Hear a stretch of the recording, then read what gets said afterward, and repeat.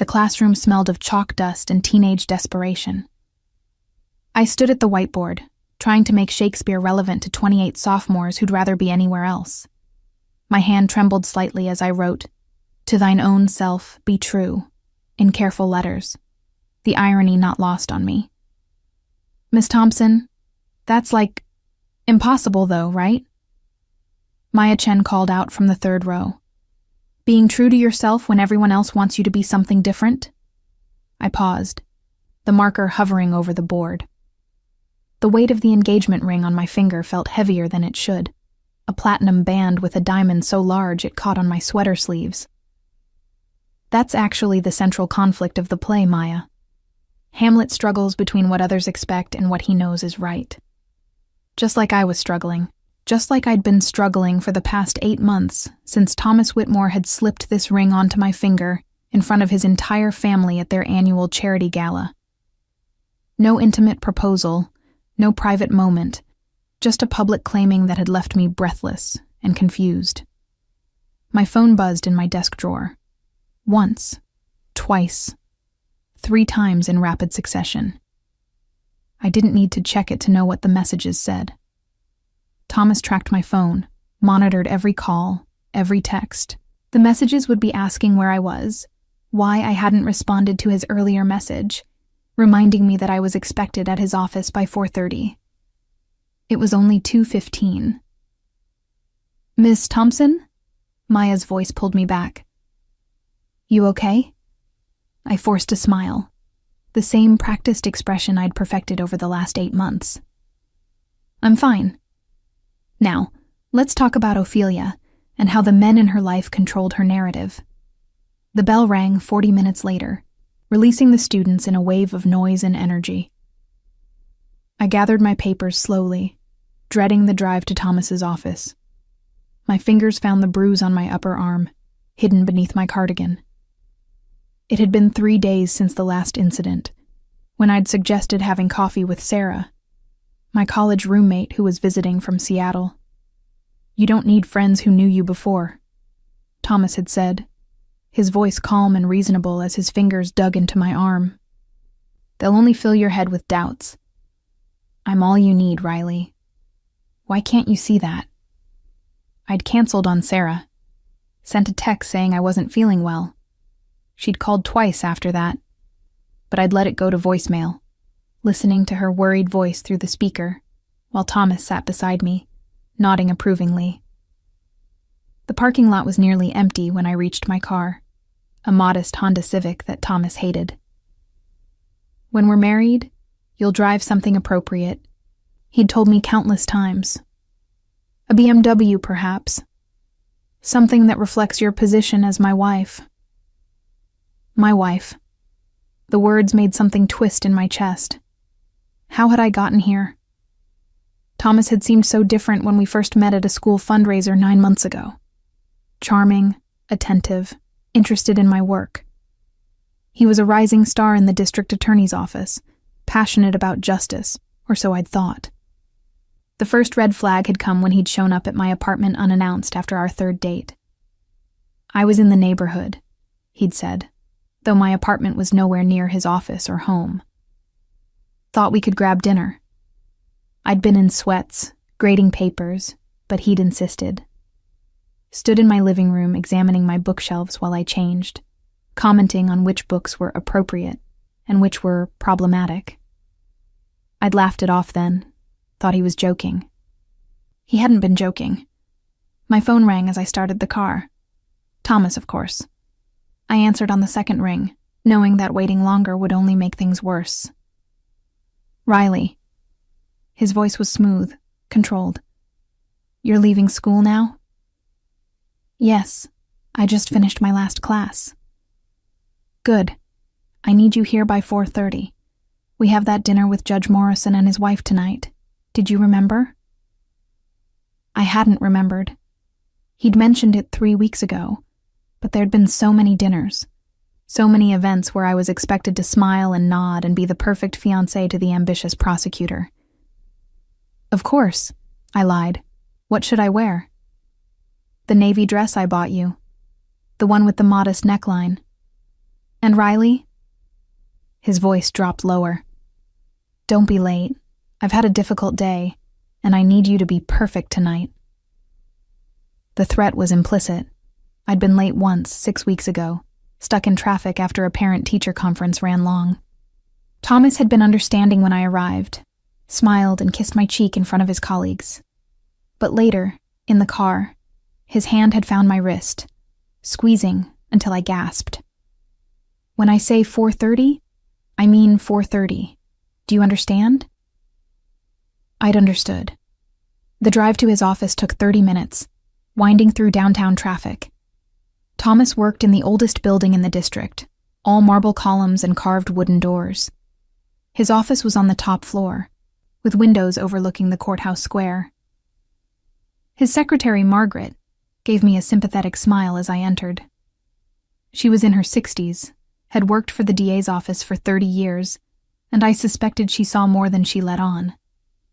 He's in a meeting, dear, she said quietly, but he said to send you right in when you arrived. I knocked once on the heavy oak door before entering. Thomas sat behind his massive desk, phone pressed to his ear, but his eyes tracked my movement as I entered. He gestured for me to sit in the chair across from him, his gaze never leaving my face as he finished his call. That's right, Judge. We'll have those transcripts to you by Monday. He paused, listening. Yes. She's here now. We're looking forward to dinner tonight. He hung up and leaned back in his leather chair, studying me with an intensity that made my skin crawl. You're 3 minutes late. The traffic is always heavy at this time. You should have left earlier. He stood, moving around the desk with the fluid grace of a predator. But you look lovely, so I'll forgive you this time. His hands settled on my shoulders, thumbs pressing into the muscles of my neck in a massage that was just slightly too hard to be comfortable. I forced myself not to flinch. I have a surprise for you, he said, his breath warm against my ear. I've been planning it for weeks. Dread pooled in my stomach. Thomas's surprises were never good. The last one had been announcing our engagement at his family's gala before actually proposing to me privately. Before that, it was showing up at my school to observe my teaching, sitting in the back of my classroom for an entire period, making notes. What kind of surprise? I asked, keeping my voice light. He moved to stand in front of me, taking both my hands in his. The gesture would have looked romantic to anyone watching, but his grip was just tight enough to hurt. I've realized that your apartment isn't suitable for someone in your position. The neighborhood, the building, it's all beneath you. So I've arranged for you to move into my house. This weekend. The room tilted slightly. Thomas, we discussed this. I'm not comfortable moving in before the wedding. His expression didn't change, but his fingers tightened on mine. Riley, we're getting married in 4 months. It's ridiculous for you to be paying rent on that cramped apartment when I have a 6-bedroom house. Besides, this way I can take better care of you. Make sure you're eating properly, getting enough rest. You work too hard. I like my apartment. It's close to school, and I have my routines. Your lease is up at the end of the month, he interrupted smoothly. I've already spoken to your landlord. He's agreed not to renew it. The moving truck will arrive Saturday morning at 9. I stared at him, the full horror of what he'd done settling over me like a shroud. He'd gone behind my back, manipulated my living situation, left me with no choice, and he was telling me about it as if he'd done me a favor. You had no right. I have every right. His voice remained calm, reasonable, the same tone he used in court when dismantling a witness. I'm your fiancé, Riley. Soon I'll be your husband. Everything I do is for your benefit, for our future together. Surely you can see that. I wanted to argue, to demand he undo what he'd done, but I saw the warning in his eyes. The last time I'd pushed back too hard, he'd locked me in his car for 3 hours, driving in circles while he explained, very patiently, very reasonably, why I was being irrational. Of course, I heard myself say, the words hollow in my own ears. That's very thoughtful of you. His smile was radiant. I knew you'd understand. Now, we need to get ready for dinner. I've had the dress sent to my house. We'll stop by your apartment tomorrow to pack your essentials, and the movers will handle the rest on Saturday. He pulled me to my feet, his arm around my waist possessive and unyielding. This is going to be perfect, Riley. You'll see. Once we're living together, everything will be so much easier. No more worrying about you being alone in that neighborhood. No more wondering if you're eating properly, or staying up too late grading papers, or talking to friends he hadn't approved, or going anywhere without telling him, or having any shred of independence left. The dinner with Judge Morrison and his wife was held at the city's most exclusive restaurant. I wore the navy dress as instructed, my hair styled the way Thomas preferred, my makeup subtle but perfect. I smiled at the judge's stories about his grandchildren, laughed at Thomas's witty remarks, played the role of devoted fiancé with practiced ease. "You're a lucky man, Thomas," Judge Morrison said over dessert, his eyes on me in a way that made my skin crawl. Beautiful and smart, and a teacher no less. So important to have a wife who understands the value of education. "I am lucky," Thomas agreed, his hand finding mine on the table, his thumb stroking my wrist. Riley is everything I could have asked for. Supportive, understanding, devoted. Trapped, I thought, isolated, controlled. Mrs. Morrison smiled at me warmly. "And the wedding is in September, isn't it? You must be so excited." "Very excited," I said automatically. "Thomas has been handling most of the planning. He has such wonderful taste." "I like to be involved," Thomas said. "After all, it's our special day. I want Riley to have everything perfect, and she's been so busy with school. It's easier if I just take care of the details." What he meant was that I'd had no say in any of it. The venue, the flowers, the guest list, all chosen by Thomas and his mother. I'd tried to suggest inviting some of my former colleagues from my previous school, but Thomas had explained, very patiently, that we couldn't accommodate everyone, and family should come first. I had no family. My parents had died in a car accident when I was 23, just before I graduated college. No siblings, no close relatives. Thomas knew this, had used it to his advantage, positioning himself as my new family, the only person I needed. The dinner ended just after 10. Thomas drove us to his house, a sprawling Tudor-style mansion in the city's most exclusive neighborhood. I'd been here dozens of times, but tonight it felt different, more oppressive, knowing that by the weekend this would be my prison. "I had your favorite wine delivered," Thomas said as we entered through the garage. "And I've cleared out the entire guest room closet for your things. You'll have plenty of space." The guest room, not his bedroom. We hadn't been intimate since a few awkward encounters early in our relationship. Thomas had explained that he wanted to wait until we were married, that it was more meaningful that way. I'd been relieved, actually, grateful for the boundary. Now I wondered if it was just another form of control, another way to keep me dependent, uncertain, always waiting for his approval. "I'm tired," I said, setting my purse on the marble kitchen counter. "I think I should go home tonight." "Nonsense. It's late, and you've had wine. I've made up the guest room. You'll stay here tonight, and we'll go to your apartment in the morning to start packing." It wasn't a suggestion. I knew that tone, that calm finality that brooked no argument. "I have papers to grade. Bring them next time. Tonight, you rest. Come on, I'll show you the room." He led me upstairs, his hand at the small of my back, guiding, controlling. The guest room was beautiful, decorated in soft grays and creams, with an ensuite bathroom and a window overlooking the manicured back garden. "I'll be just down the hall if you need anything," Thomas said, kissing my forehead. Sleep well, my love. Tomorrow we start our new life together. After he left, I sat on the edge of the bed, my hands trembling. I should run, I thought. Just grab my purse and walk out. Call a cab, go to the police, tell someone what was happening. But what would I say? That my fiancé was too attentive? That he planned our wedding and arranged my housing? That he wanted me to live with him? None of it was illegal.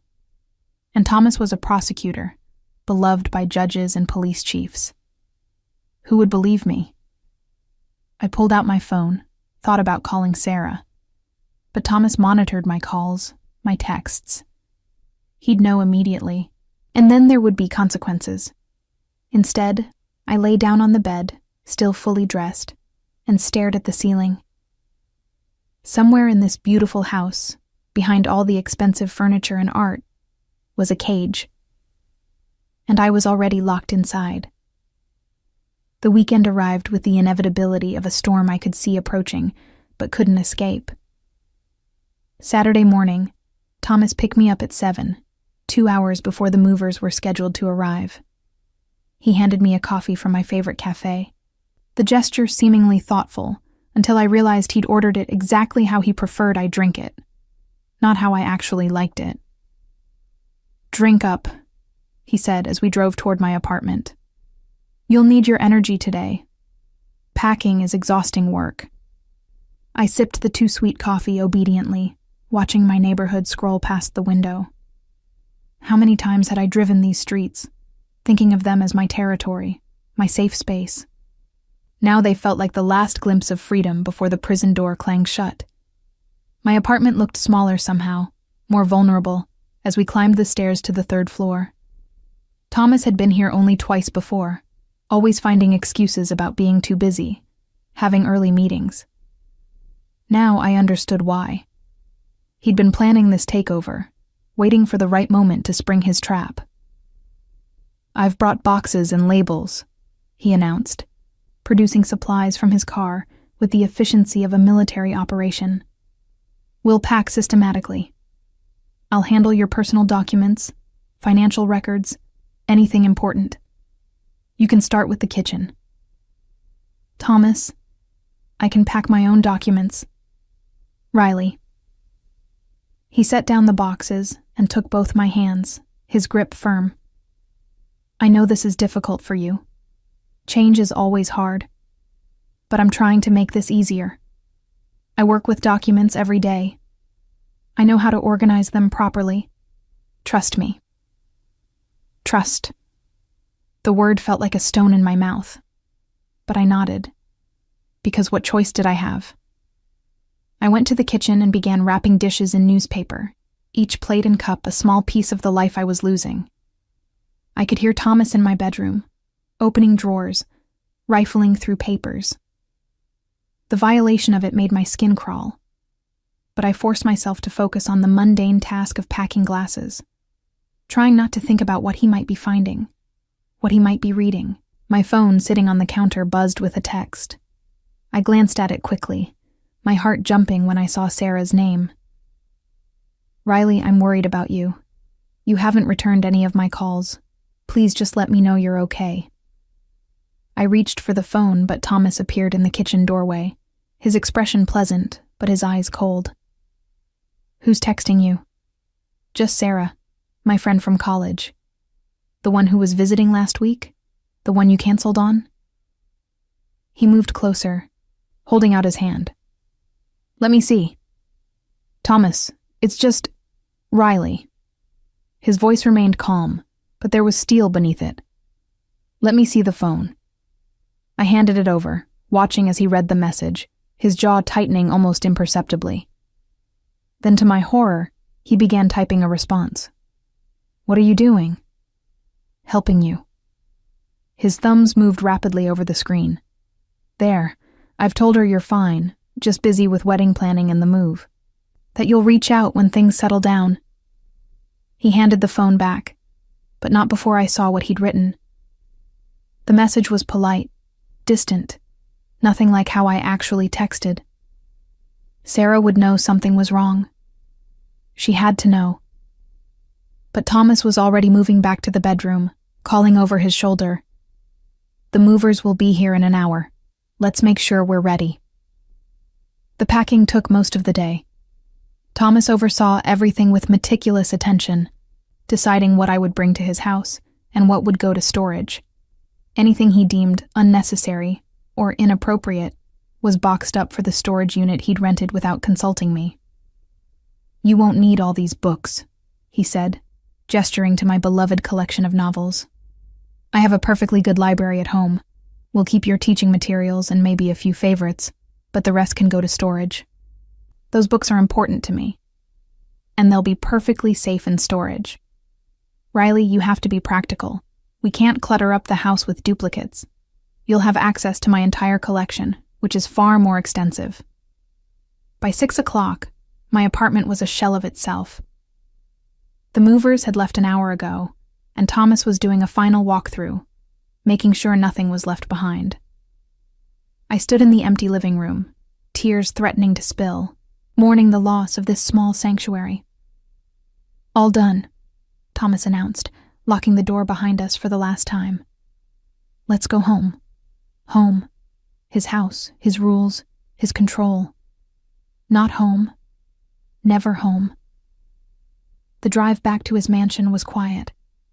I was too exhausted, too defeated to make conversation. Thomas seemed pleased with the day's progress, humming softly as he drove, occasionally reaching over to pat my knee in a gesture of ownership that made my stomach churn.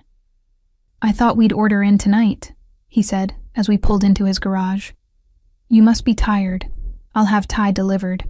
Your favorite." It wasn't my favorite. It was his favorite.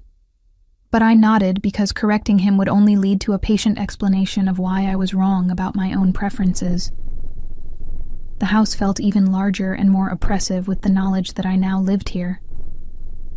Thomas directed the unpacking with the same military precision he'd applied to packing, placing my belongings exactly where he wanted them, in spaces he'd designated as appropriate.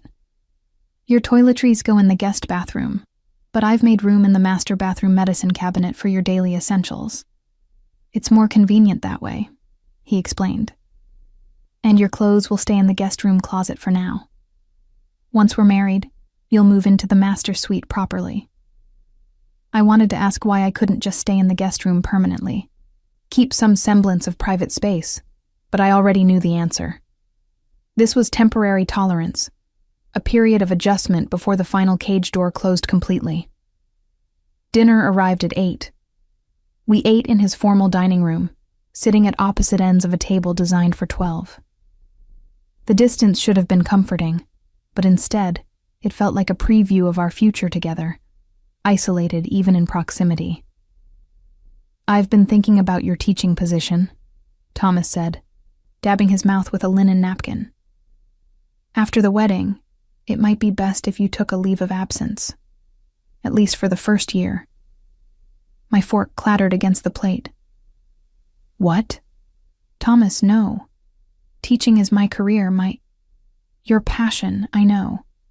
But Riley, as my wife, you'll have social obligations, charity events, political functions. The wives of successful prosecutors don't work full-time. It's too demanding, too stressful. You'll want to focus on making our home perfect, perhaps starting a family." The room spun slightly. "We never discussed children." "Of course we'll have children. 2, maybe 3. You'll be a wonderful mother." He smiled, as if he'd just given me a gift, instead of mapping out my entire future without my input. "But there's time to discuss the details. For now, just think about the leave of absence. The school year ends in June anyway. It would be a natural transition." I couldn't breathe, couldn't think. In the span of a few sentences, he'd dismantled not just my living situation but my entire identity. Take away my teaching, my students, the one place where I still felt like myself, and what would be left? "I need some air," I managed, pushing back from the table. "Riley, you haven't finished your dinner. I need air." I stood, my legs shaky, and moved toward the French doors that led to the back patio. Thomas followed, of course. He always followed. "You're overreacting. This is just a conversation, not a decision. We have months to discuss it." "You've already decided," I said, my back to him, staring out at the perfectly manicured garden. "Just like you decided about my apartment, about the wedding, about everything." The silence behind me was dangerous. I'd pushed too far, challenged him too directly. I turned slowly, finding him standing very still, his expression carefully neutral. "I think you're overtired," he said, his voice terrifyingly calm. "The move has been stressful. Why don't you go upstairs and rest? We can continue this conversation when you're more rational." "I'm perfectly rational. Riley." He moved closer, not touching me but crowding my space. "I said go upstairs, now." The threat was implicit but unmistakable. I walked past him, through the house, up the stairs to the guest room. Behind me, I heard the soft click of a lock. I tried the door handle, locked from the outside. "Thomas?" I called, my voice rising with panic. "Thomas, did you just lock me in?" His voice came from the hallway, calm and reasonable. "You need time to calm down, to think clearly. I'll check on you in a few hours." "You can't lock me in a room. This is insane." "This is for your own good. You're being hysterical, and I won't have you working yourself into a state. Rest, Riley. We'll talk when you're calmer." His footsteps retreated down the hallway, leaving me alone in the locked room. I tried the door again, then the window, but it was painted shut, purely decorative. My phone was downstairs in my purse, left in the kitchen when we'd started dinner. I was trapped. For the first time since this nightmare began, I let myself cry. Great, gulping sobs that shook my entire body. What had I done? How had I let this happen? And how was I going to get out? Hours passed. I heard Thomas moving around downstairs, the faint sound of the television, then silence. The house settled into darkness around me, and I sat on the bed, trying to form a plan. Any plan. Around midnight, I heard the lock click. The door opened, and Thomas stood there, backlit by the hallway light, his expression sorrowful. "I'm sorry that was necessary," he said softly. "But you were becoming hysterical. Do you feel better now? More yourself?" I wanted to scream at him, to tell him what he'd done was criminal, abusive, insane. But I'd learned over the past 8 months that direct confrontation only made things worse. So I nodded, wiping my eyes. "Good." He came to sit beside me on the bed, taking my hand. "I know change is hard for you, Riley. You've been independent for so long since your parents died. But you don't have to be alone anymore. I'm here. I'll take care of everything. You just have to trust me." "I do trust you," I lied, the words ashes in my mouth. He smiled, kissed my forehead. "That's my girl. Now get some sleep. Tomorrow is Sunday. We'll spend the day getting you settled, making this house feel like home." After he left, I heard something different from before. Not the lock clicking, but his footsteps continuing down the hall, the sound of his bedroom door closing. He hadn't locked me in again. This was part of the pattern, I realized. Push too far, then pull back. Show me what he was capable of, then offer mercy. Keep me off balance, never sure which Thomas I would get. I lay in the dark, formulating and discarding plans. I could try to leave in the night, but the house alarm system would alert him immediately. I could call for help, but my phone was still downstairs, and even if I got to it, who would I call? What would I say? Monday would come. I'd go to school. Maybe there I could find help, reach out to someone, anyone who might understand what was happening to me. But Monday brought its own fresh hell. Thomas drove me to school, kissing my cheek in the parking lot like a devoted fiancé. "I'll pick you up at 3:30, he said. "We have that appointment with the caterer at 4. I usually stay until 5, planning lessons. Not anymore. You need to prioritize our wedding preparations. Your principal will understand." He'd already spoken to my principal, already rearranged my schedule without asking me. The day passed in a blur. I taught on autopilot, going through the motions while my mind raced. During lunch, I tried to pull up Sarah's number on my phone, but the contact was gone. In fact, most of my contacts were gone, replaced with only Thomas's approved list of people. He'd gone through my phone while I was locked in the guest room, had deleted anyone he deemed problematic. "Miss Thompson?" Maya Chen stood in my doorway, her expression concerned. "Are you okay? You seem really upset." I looked at this bright, perceptive student, and something in me cracked. "Maya, if you ever find yourself in a relationship where someone is controlling your life, where you feel trapped, promise me you'll get help. Promise me you'll tell someone." Her eyes widened.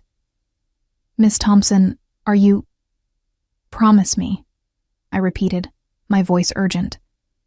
"I promise. But Miss Thompson, if you need help—" "I'm fine," I said automatically, the lie familiar on my tongue. "I'm just fine." But I wasn't fine, and as Thomas picked me up at exactly 3:30, his hand possessive on my knee as we drove to the caterer, I realized with horrible clarity that I was running out of time. The wedding was in 4 months.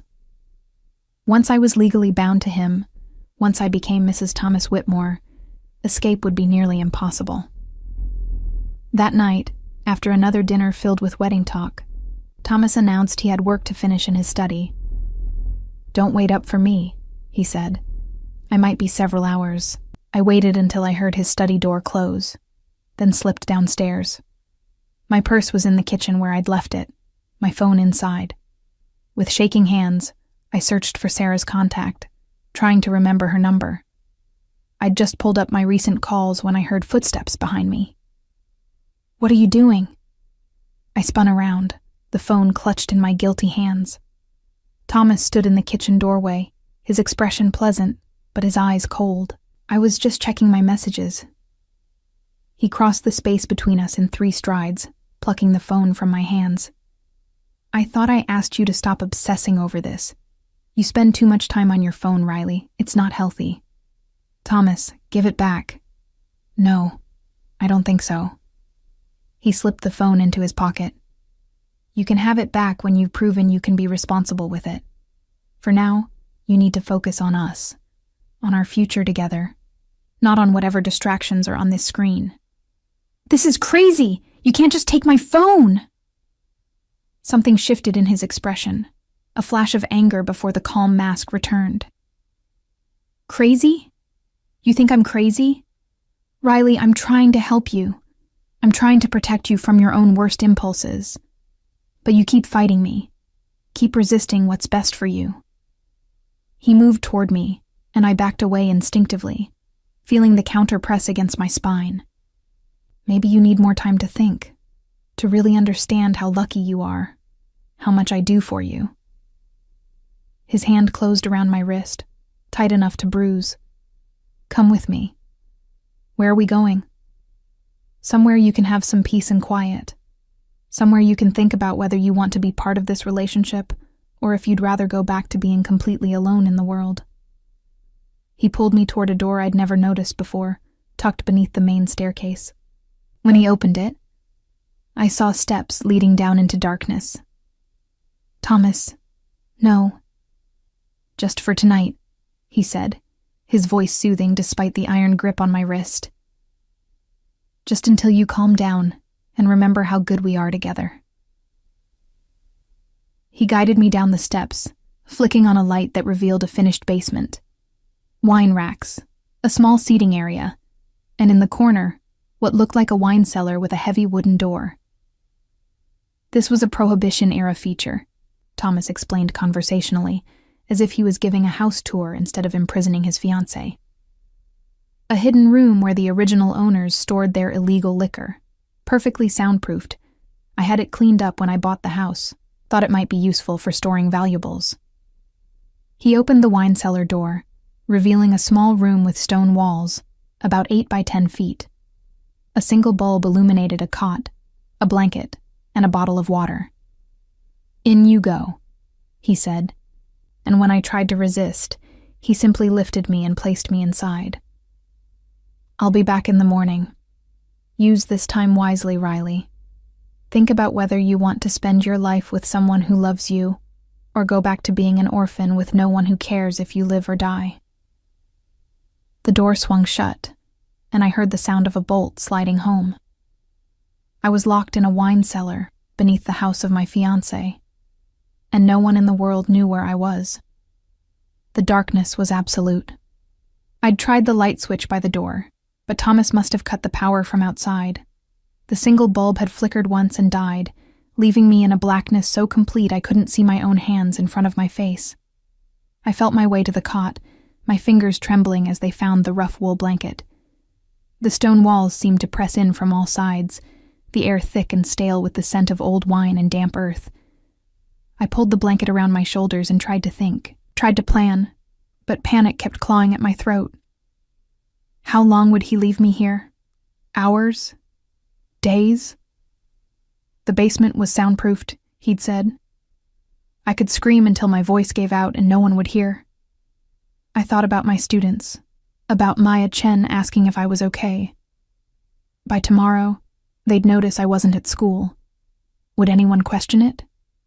Or would Thomas call in, say I was sick, use that smooth prosecutor's voice to explain away my absence? The hours crawled by.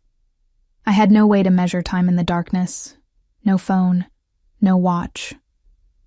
I dozed fitfully on the cot, waking with a gasp each time, momentarily forgetting where I was before the reality crashed back over me. At some point, I heard sounds above me. Footsteps, voices, the doorbell chiming. My heart leaped. Someone was here. I opened my mouth to scream, then stopped. If it was one of Thomas's colleagues, another prosecutor or judge, they'd never believe me over him. They'd think I was hysterical, unstable, exactly what Thomas would tell them I was. The voices faded. The house went quiet again. I don't know how long I'd been in the cellar when I finally heard the bolt slide back. The door opened, and Thomas stood silhouetted against the light from the basement. I couldn't see his expression, but his voice was gentle, concerned. "Riley, are you ready to talk rationally now?" I wanted to spit at him, to scream every curse I knew, but survival instinct took over. "Yes," I whispered, my voice hoarse from the dry air. "Good girl." He stepped into the small space, and I noticed he was carrying a tray, crackers, cheese, a bottle of water. "I brought you something to eat. You must be hungry." I was starving, actually. My stomach had been growling for what felt like hours, but I didn't reach for the food, didn't move from my position on the cot. Thomas set the tray down on the floor and crouched beside it, his movements casual, as if we were having a picnic, instead of him having just imprisoned me overnight in a wine cellar. "I've been thinking about your concerns," he said, his tone reasonable and measured. "And I've realized that perhaps I've been moving too fast. The stress of wedding planning, the move, it's a lot for anyone to handle." Hope flickered in my chest. Was he going to let me go? Give me back my phone, my apartment, my life? "So I've made a decision," he continued. "We'll postpone the wedding, not cancel it, just push it back. Give you more time to adjust to living here, to understand how good our life together can be." The hope died. He wasn't setting me free.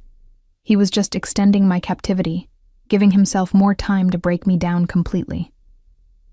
"And your teaching position," he went on, breaking off a piece of cheese and eating it calmly.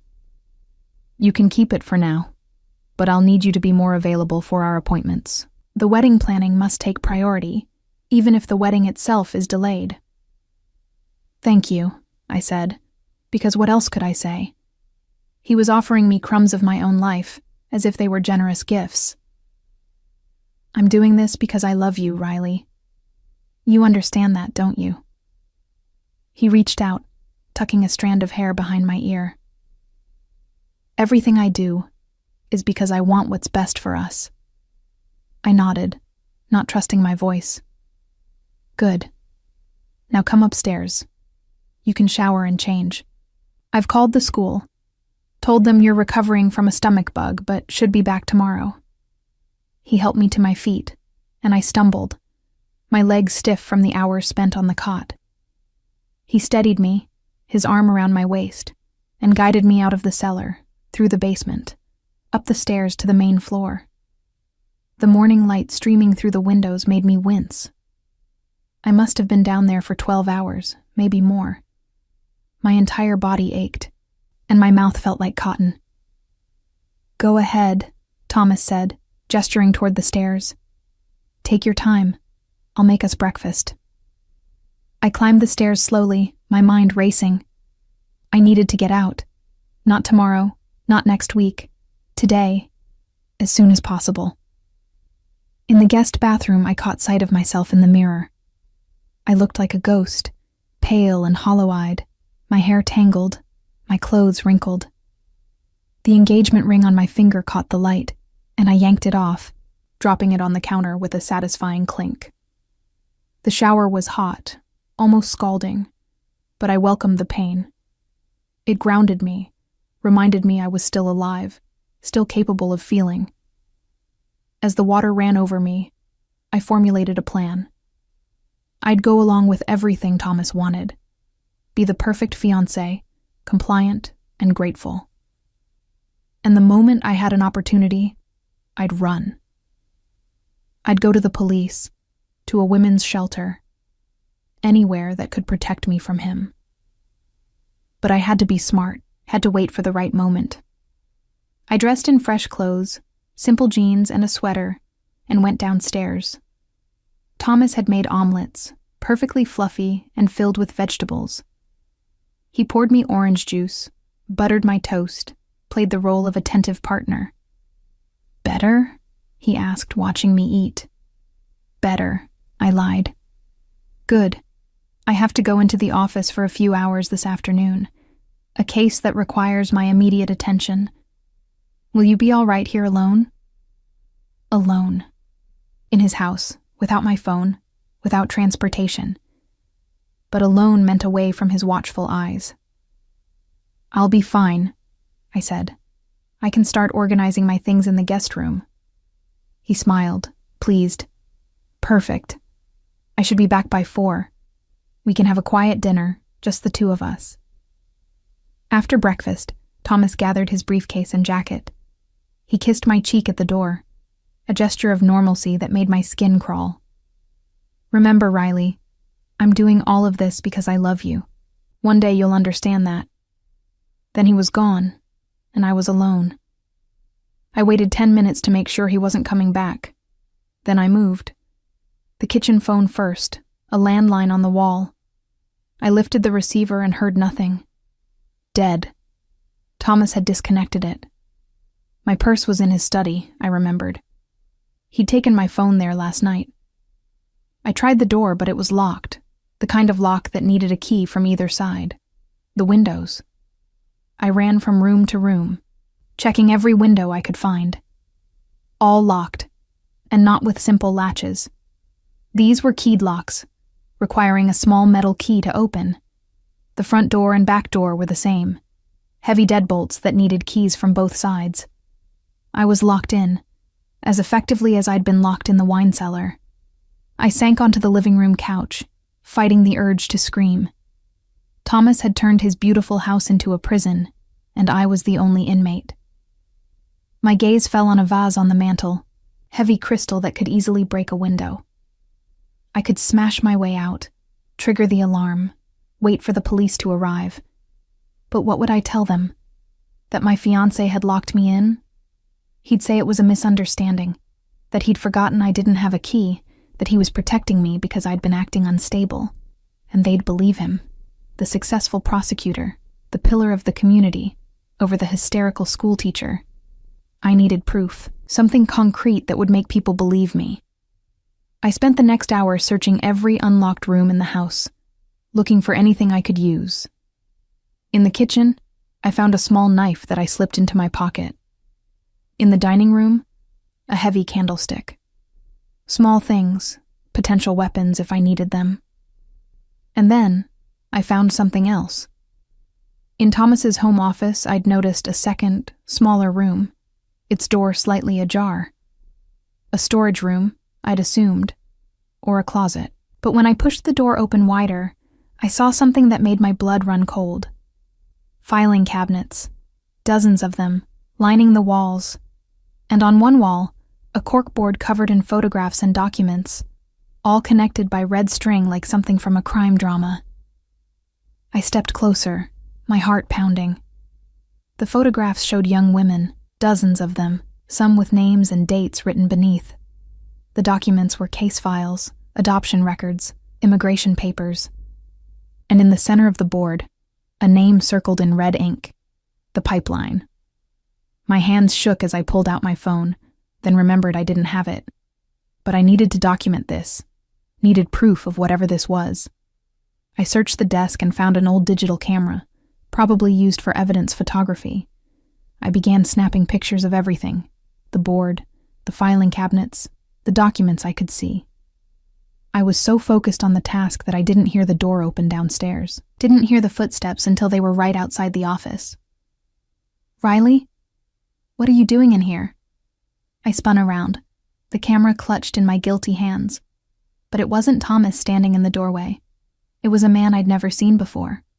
Tall, broad-shouldered, dressed in an expensive suit that screamed money and power.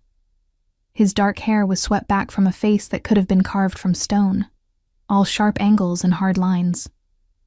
But it was his eyes that caught me, storm gray and penetrating, looking at me with an intensity that made my breath catch.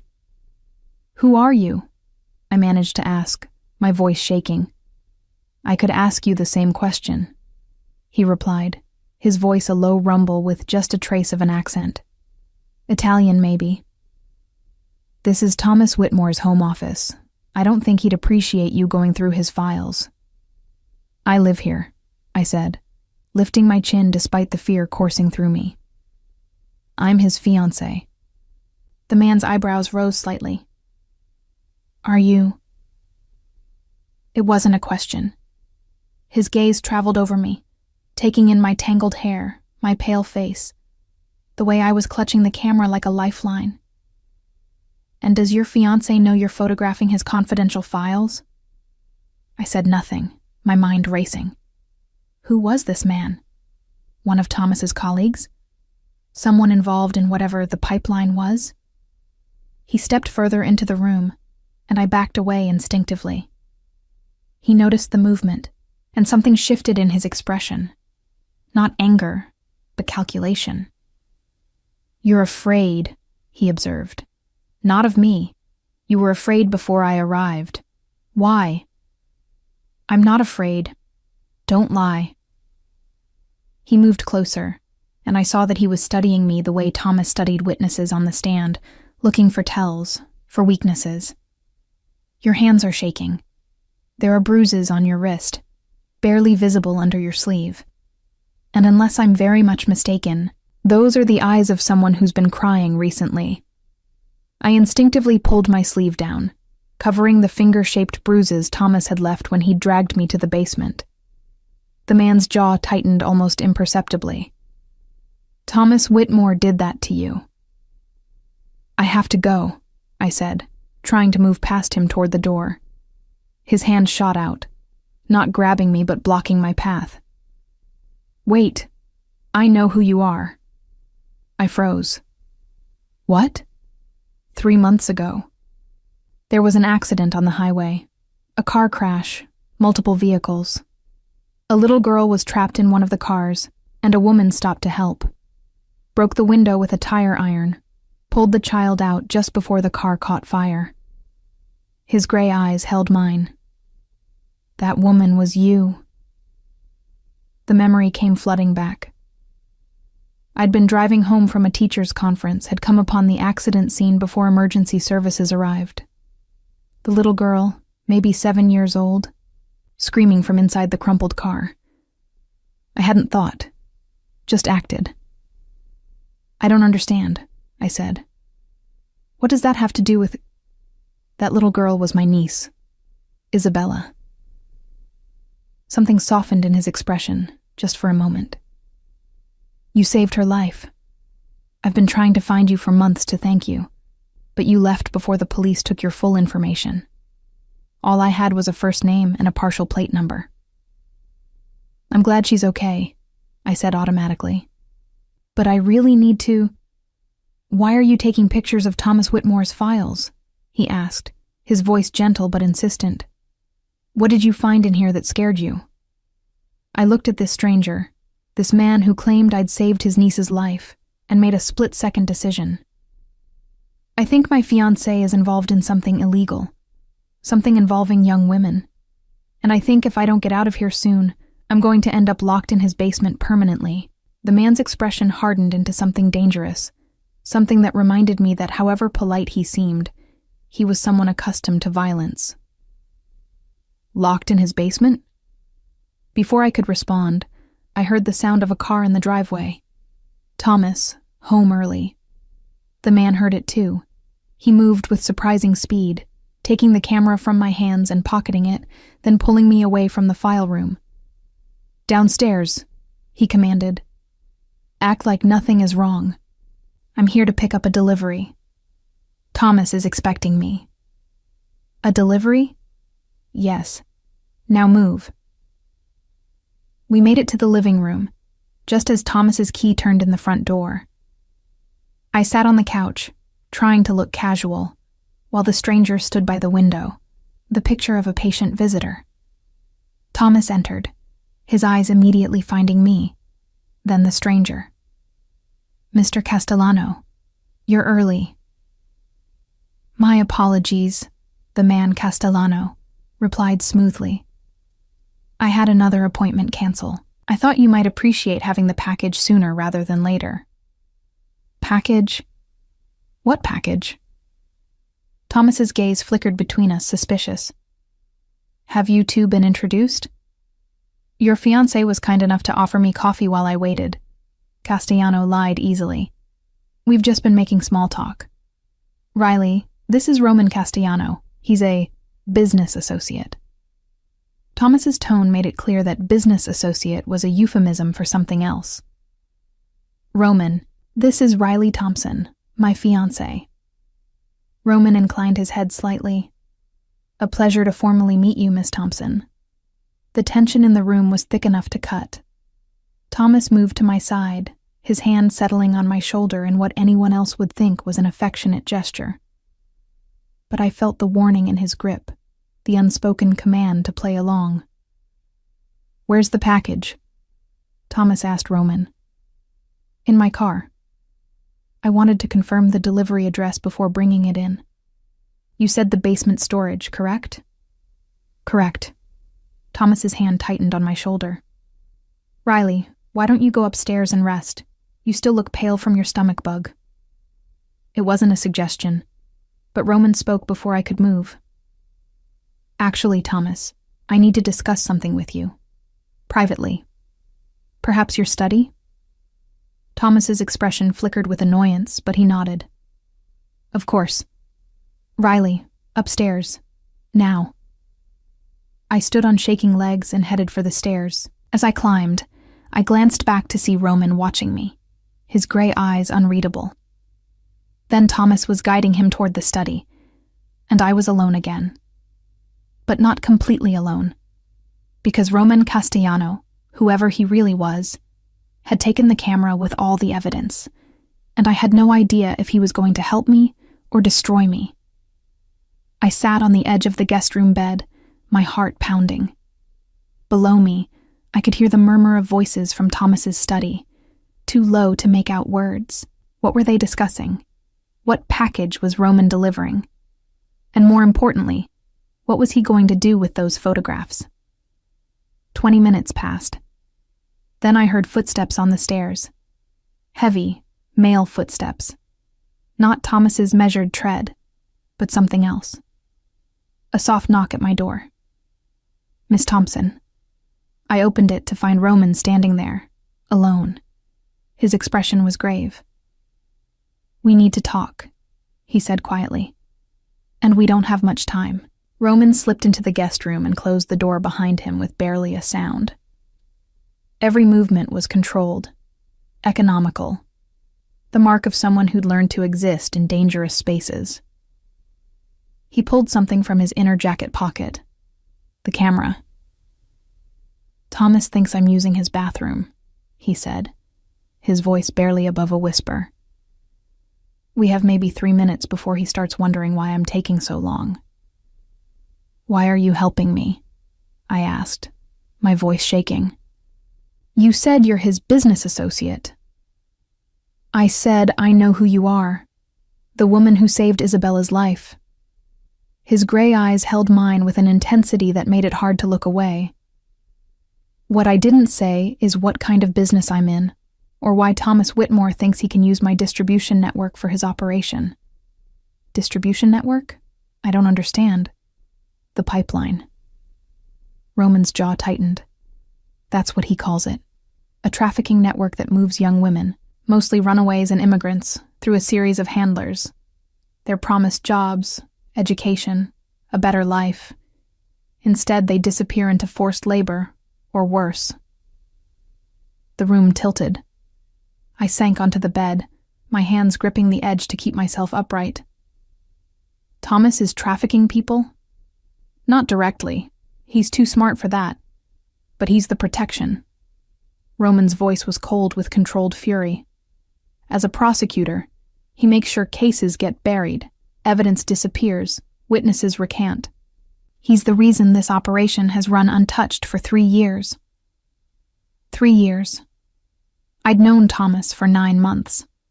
How many women had been trafficked during that time? How many lives destroyed while I'd been planning a wedding, teaching Shakespeare, completely oblivious? "Why are you telling me this?" I asked. "If you're involved—" "I'm not involved," he cut me off sharply. "Thomas approached me 6 months ago, wanted to use some of my legitimate shipping routes. He thought because of my family's history, because of certain rumors about my business, that I'd be willing to look the other way for the right price." "And you refused?" I told him I'd think about it, strung him along while I investigated exactly what he was doing. Roman's expression darkened. "My sister disappeared 12 years ago. 17 years old. Told my parents she was going to a modeling interview. We never saw her again. I've spent over a decade looking for her, for any trace of what happened." Understanding crashed over me. "You think Thomas's network took her?" "I know they did. Different handlers, different organization back then, but the same model, the same lies. And I just found proof that Thomas has files on several women who went missing around that time, including my sister. He's been archiving them, keeping records like their trophies. The filing cabinets, the photographs on the corkboard." My stomach turned. "I need those pictures you took," Roman continued, pulling out a small flash drive. "I'm going to copy the memory card, but you need to put the camera back exactly where you found it, or Thomas will know someone was in there." "He'll know anyway," I said, gesturing to the room around us. "He locks all the doors when he leaves. I shouldn't have been able to get into his office at all." Roman's eyes narrowed. "He locks you in?" "Among other things." I pushed up my sleeve, showing him the bruises more clearly now. "Last night he locked me in the wine cellar in the basement. For 12 hours. Because I dared to disagree with him about my teaching job." Something dangerous flashed across Roman's face, an emotion quickly controlled but unmistakable in its intensity. "How long has this been happening?" "The isolation started 8 months ago. Slowly. The physical stuff, the locking me in places, that's more recent. since he announced we were moving in together without asking me first. I laughed bitterly. I thought he was just controlling. I had no idea he was a monster in other ways, too. Roman worked quickly, copying the files from the camera to his flash drive. His hands were steady, but I could see the tension in his shoulders, the tightness around his eyes. Has he hurt you in other ways? Sexually? No. He says he's waiting until we're married. I wrapped my arms around myself. I think that's part of his control, too. Keep me uncertain, always waiting for his approval. When is the wedding? Was supposed to be September.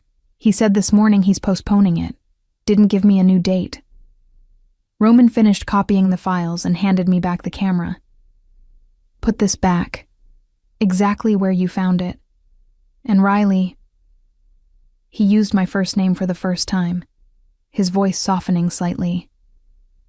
Don't try to run. Not yet. If Thomas even suspects you're planning to leave, he'll accelerate whatever plans he has for you. Men like him, when they feel they're losing control, they become exponentially more dangerous.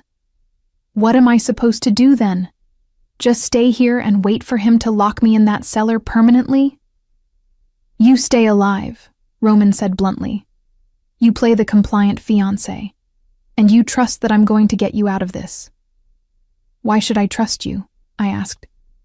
I don't even know who you are. Thomas called you a business associate.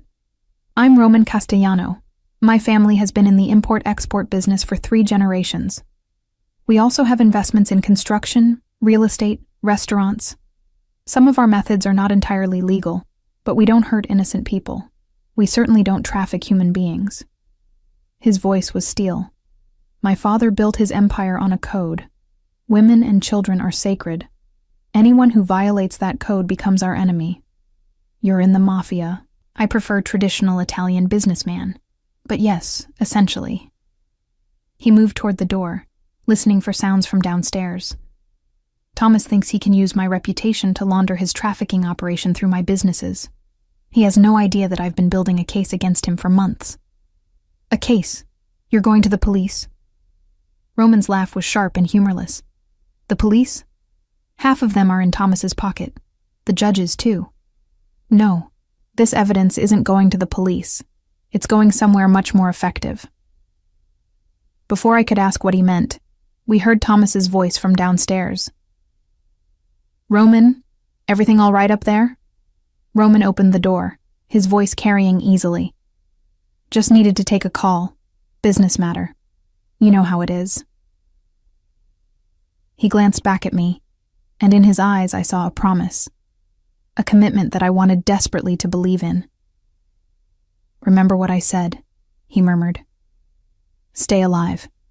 I'll handle the rest. Then he was gone, his footsteps descending the stairs with casual confidence. I heard him and Thomas talking. Something about the package being in the car, needing Thomas's signature on a delivery manifest. I waited until I heard the front door open and close. Waited until Thomas's footsteps went toward the kitchen, before I slipped out of the guest room. My hands shook as I entered Thomas's office, placed the camera back exactly where I'd found it, and retreated before he could discover me. Back in the guest room, I sat on the bed and tried to process everything Roman had told me. Thomas wasn't just an abusive fiancé. He was the protection for a human trafficking network. The prosecutor who was supposed to seek justice was instead burying it. And Roman Castellano, a man with his own complicated relationship with the law, was apparently my only hope for escape. That evening, Thomas made dinner. His way of showing affection, as if perfectly grilled salmon could erase the trauma of being locked in a wine cellar. I played my part, smiling and thanking him, eating the food that tasted like ash in my mouth. You seem better today, he observed, sipping his wine. More yourself. I feel better, I lied. I think I just needed rest. Good. I have an important event Thursday night. The district attorney's annual fundraising gala. I want you there with me, looking beautiful and happy. His gaze held a warning. Can you do that for me, Riley? Can you be the supportive fiancé I need you to be? Of course, I said automatically. What should I wear? I've already selected your dress. It's hanging in the guest room closet. Navy blue, modest, elegant. Perfect for a future prosecutor's wife. He'd already bought the dress without asking my size, my preference, my input. Just like everything else in this nightmare. That's very thoughtful, I managed. Thomas reached across the table, taking my hand. His thumb rubbed circles on my palm in what should have been a soothing gesture, but felt like a threat. I know things have been difficult lately. The adjustment to living together. The stress of the wedding planning. But we're going to be so happy, Riley. Once you fully understand how much I love you, how much I'm willing to do to protect you, you'll see that all of this was necessary. Necessary, the word echoed in my mind as he continued talking about the gala, about the important people who would be there, about how impressed they'd all be with his choice of bride. I nodded in all the right places, made appropriate comments, and all the while I thought about Roman Castellano's gray eyes and his promise to get me out. The next 2 days passed in a strange suspended reality. Thomas was on his best behavior, bringing me coffee in bed, leaving little notes around the house telling me how much he loved me. He returned my phone. After checking it thoroughly and installing some kind of monitoring software, I was certain. I went to work, taught my classes, and tried to act normal. Maya Chen watched me with concerned eyes, and during lunch she approached my desk. Miss Thompson, I just want you to know. She hesitated, choosing her words carefully. If you ever need help, if you're ever in trouble, my mom knows people. She volunteers at a women's shelter downtown. They help women who are in, difficult situations. I looked at this perceptive 16-year-old and felt tears prick my eyes. That's very kind of you to think of, Maya. I'm serious. My mom's friend. She got out of a bad relationship last year. My mom helped her. She could help you too, if you needed it. I wanted to tell her yes, to ask for that help. But Roman's words echoed in my mind. Don't try to run. Not yet. Men like him become exponentially more dangerous when they feel they're losing control. I'm okay, I told Maya. But thank you. Really. Thursday evening arrived too quickly. Thomas had the dress laid out on the bed, along with jewelry. A diamond necklace I'd never seen before, matching earrings. Expensive, elegant, and utterly impersonal. I thought you might like these, he said when I emerged from the shower. They belong to my grandmother. I've been saving them for my wife. I wasn't his wife. Might never be his wife if Roman was true to his word.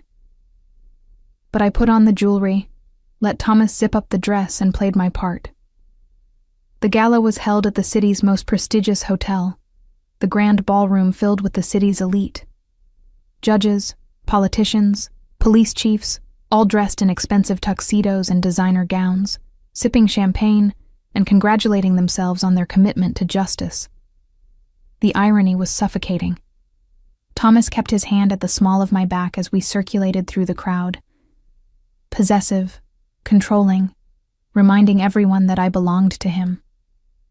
I smiled until my face ached, made small talk with people whose names I instantly forgot, and all the while I searched the crowd for a way out. Thomas, there you are. A portly man with white hair and a red face approached, champagne sloshing dangerously in his glass. And this must be the lovely Riley I've heard so much about. Judge Henderson, Thomas said smoothly. Yes, this is my fiancé. Riley, Judge Henderson presides over the criminal division. A pleasure, my dear. The judge's eyes traveled over me in a way that made my skin crawl. Thomas is a lucky man. Though I must say, I was surprised to hear he was settling down. Always seemed married to his work. Riley changed all that, Thomas said, squeezing my waist just hard enough to hurt. She's helped me understand the importance of family, of building a life beyond the courtroom. More lies. I'd done nothing but become his prisoner. The judge wandered off, and Thomas guided me toward the bar. "You're doing very well," he murmured in my ear. "Everyone is impressed." Thomas Whitmore. A new voice, familiar now. Deep, with that trace of Italian accent. "I didn't expect to see you here." I turned to find Roman Castellano standing behind us, dressed in a tuxedo that made him look even more dangerous than his usual suits. His gray eyes met mine for just a moment before sliding to Thomas. "Castellano." Thomas's voice was carefully neutral. "I wasn't aware you'd been invited. Last-minute addition. The district attorney is interested in discussing a potential donation to the foundation." Roman's smile was cold. "I thought it prudent to attend, and I see you've brought your lovely fiancée. Miss Thompson, we meet again." "Mr. Castellano," I managed, my voice steadier than I felt. Thomas's hand tightened on my waist, a warning. "Roman was just discussing a business arrangement with me," he said to me, his tone suggesting I shouldn't ask questions. "Actually," Roman said, his gaze never leaving Thomas, "I've decided to decline your business proposal. After careful consideration, I don't think our organizations are well aligned." Thomas's expression remained pleasant, but I felt him tense beside me. "Perhaps we should discuss this privately." "Nothing to discuss. My decision is final." Roman turned to me. "Miss Thompson, I don't suppose you'd honor me with a dance. That is, if your fiancé doesn't mind." It wasn't really a request.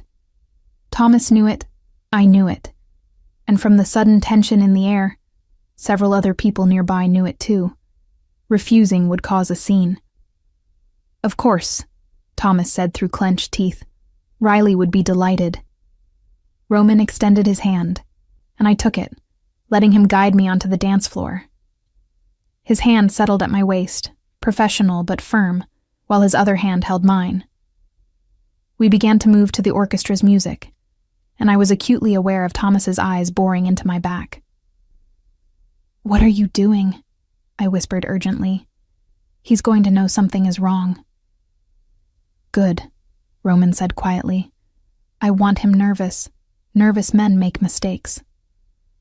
"He'll take it out on me later." "No, he won't, because you're not going back to his house tonight." I stumbled, and Roman's grip tightened, keeping me upright. "What?"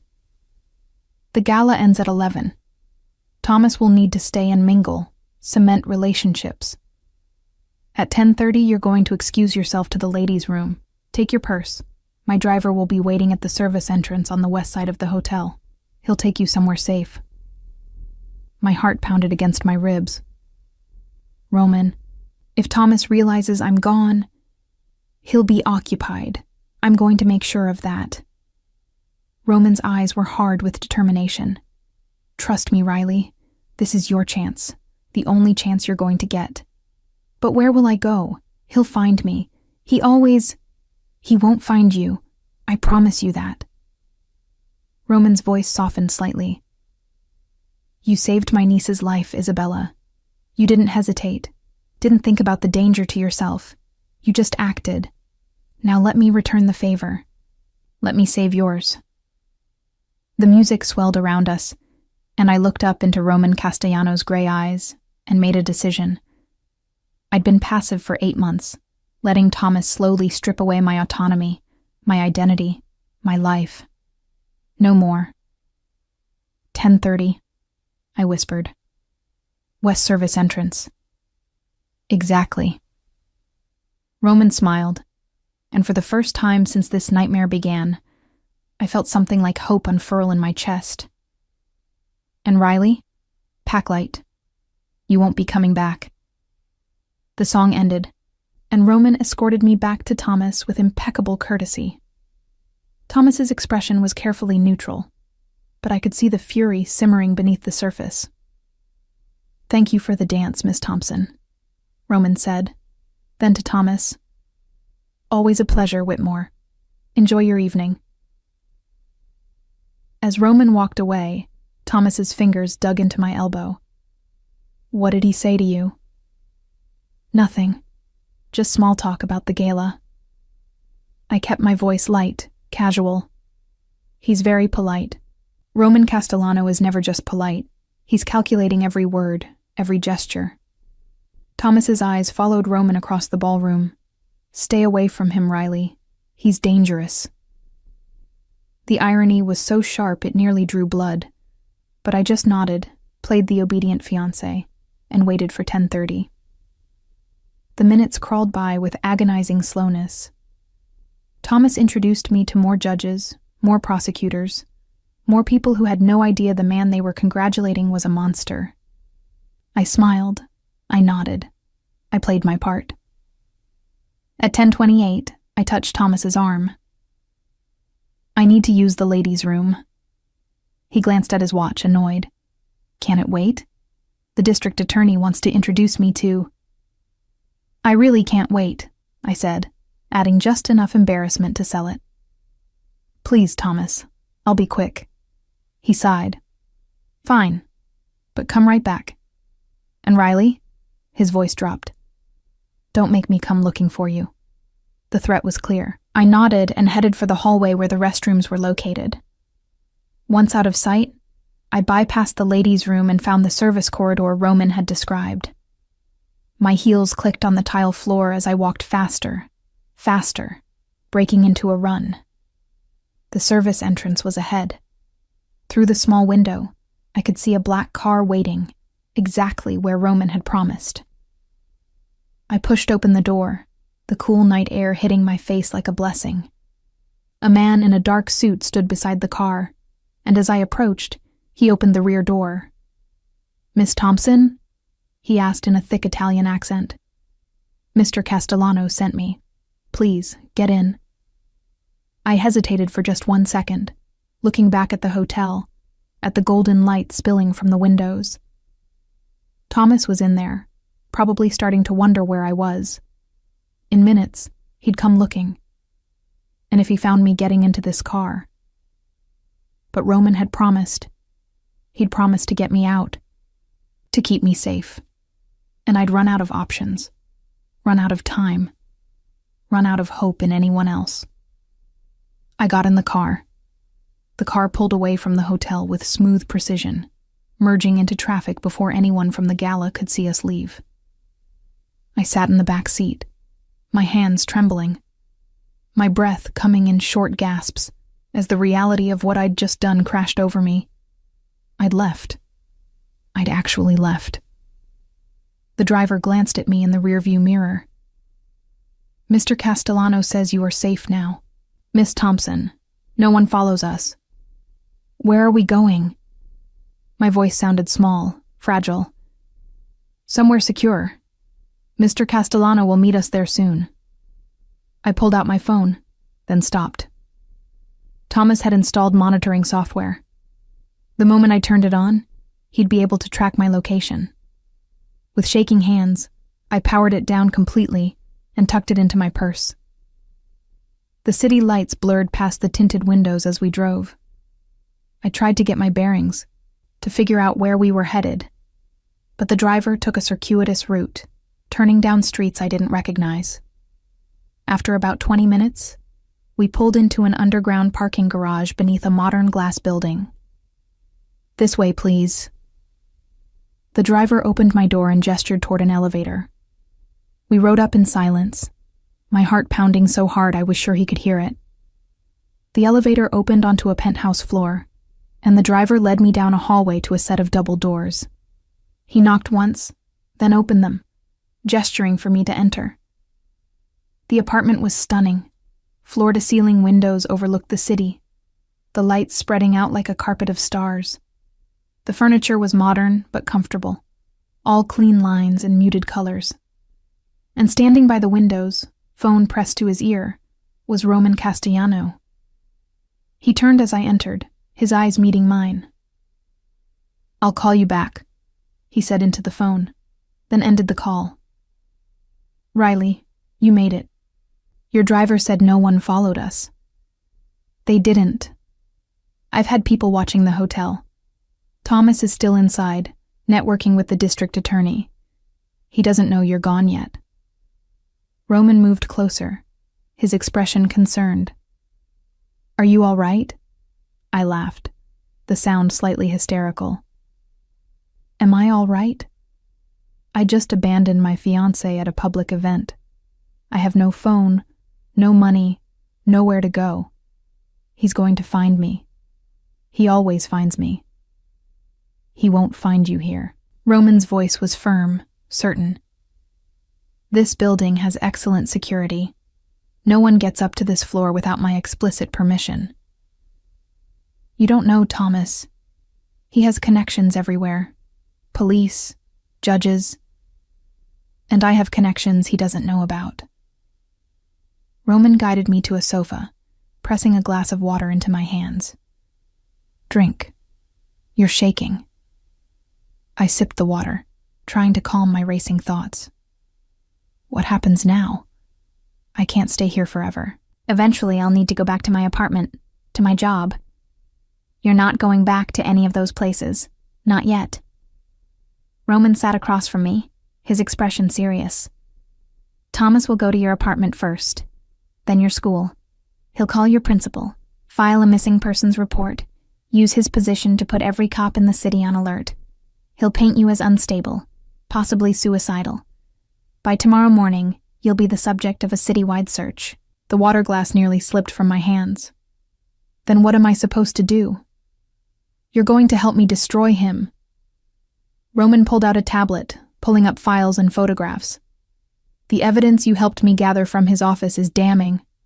Records of at least 40 women who've been trafficked through his network over the past 3 years. Financial records showing payments to handlers, bribes to officials, communication logs linking him directly to the operation. That's evidence of trafficking. But what about what he did to me? The abuse, the imprisonment. Also documented. Roman swiped to a different file. I had someone sweep his house this afternoon while he was at the office. We found the wine cellar you mentioned. I have photographs of the bolt on the door, the cot inside. We also found a cache of prescription sedatives hidden in his desk. Rohypnol, among others. My blood ran cold. He was going to drug me. Probably. Once you were completely compliant, completely under his control. Roman's jaw tightened. The question is what to do with all this evidence. The police and courts are compromised. Half the judges at that gala tonight are on his payroll. A traditional prosecution would go nowhere. Then what's the alternative? Roman's smile was cold and calculated.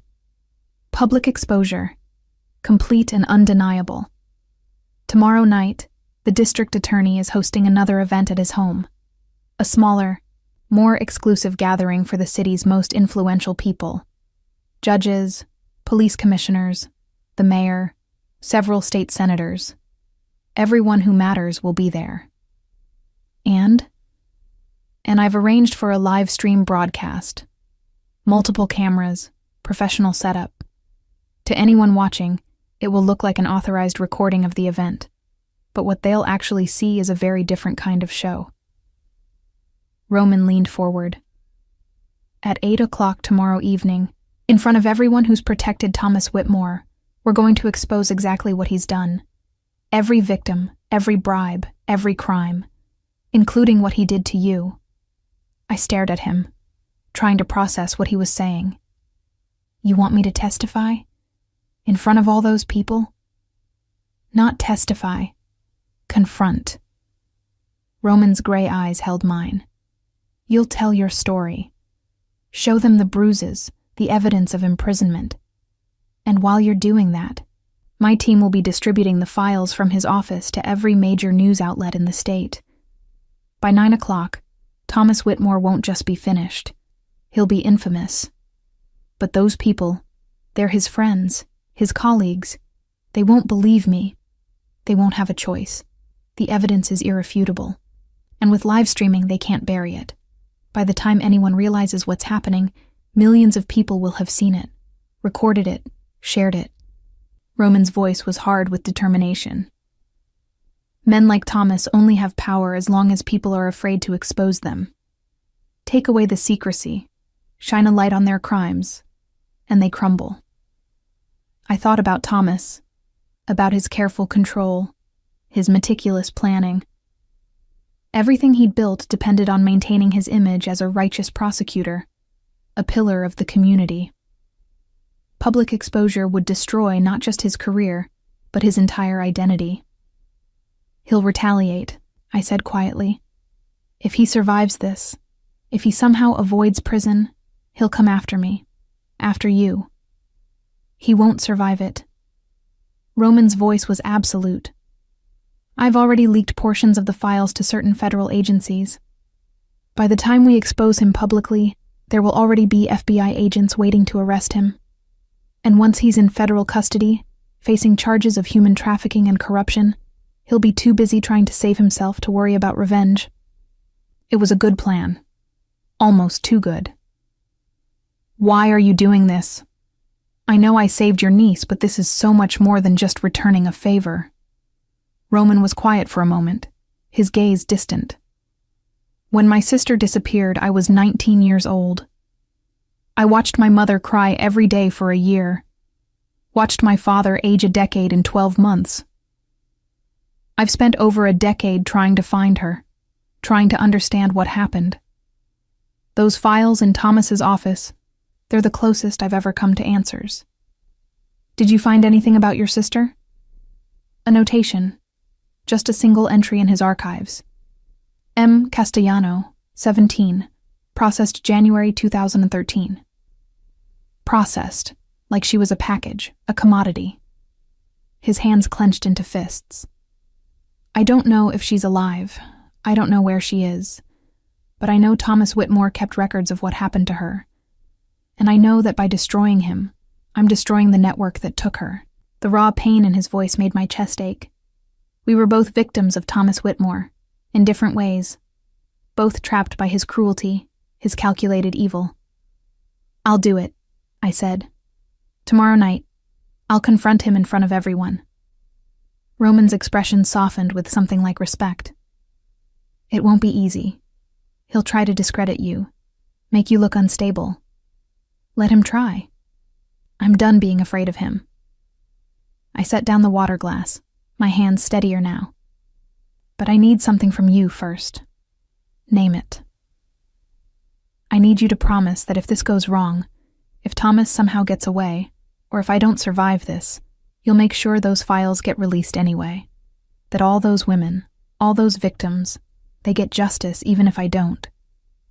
Roman stood, moving to stand directly in front of me. He extended his hand. You have my word. On my sister's memory, on my family's honor. Those files will be released tomorrow night regardless of what happens. Thomas Whitmore's reign ends tomorrow. I took his hand, feeling the strength and certainty in his grip. For the first time in 8 months, I didn't feel alone. Didn't feel powerless. Thank you, I whispered. Thank me when it's over. Roman released my hand and gestured down a hallway. There's a guest room prepared for you.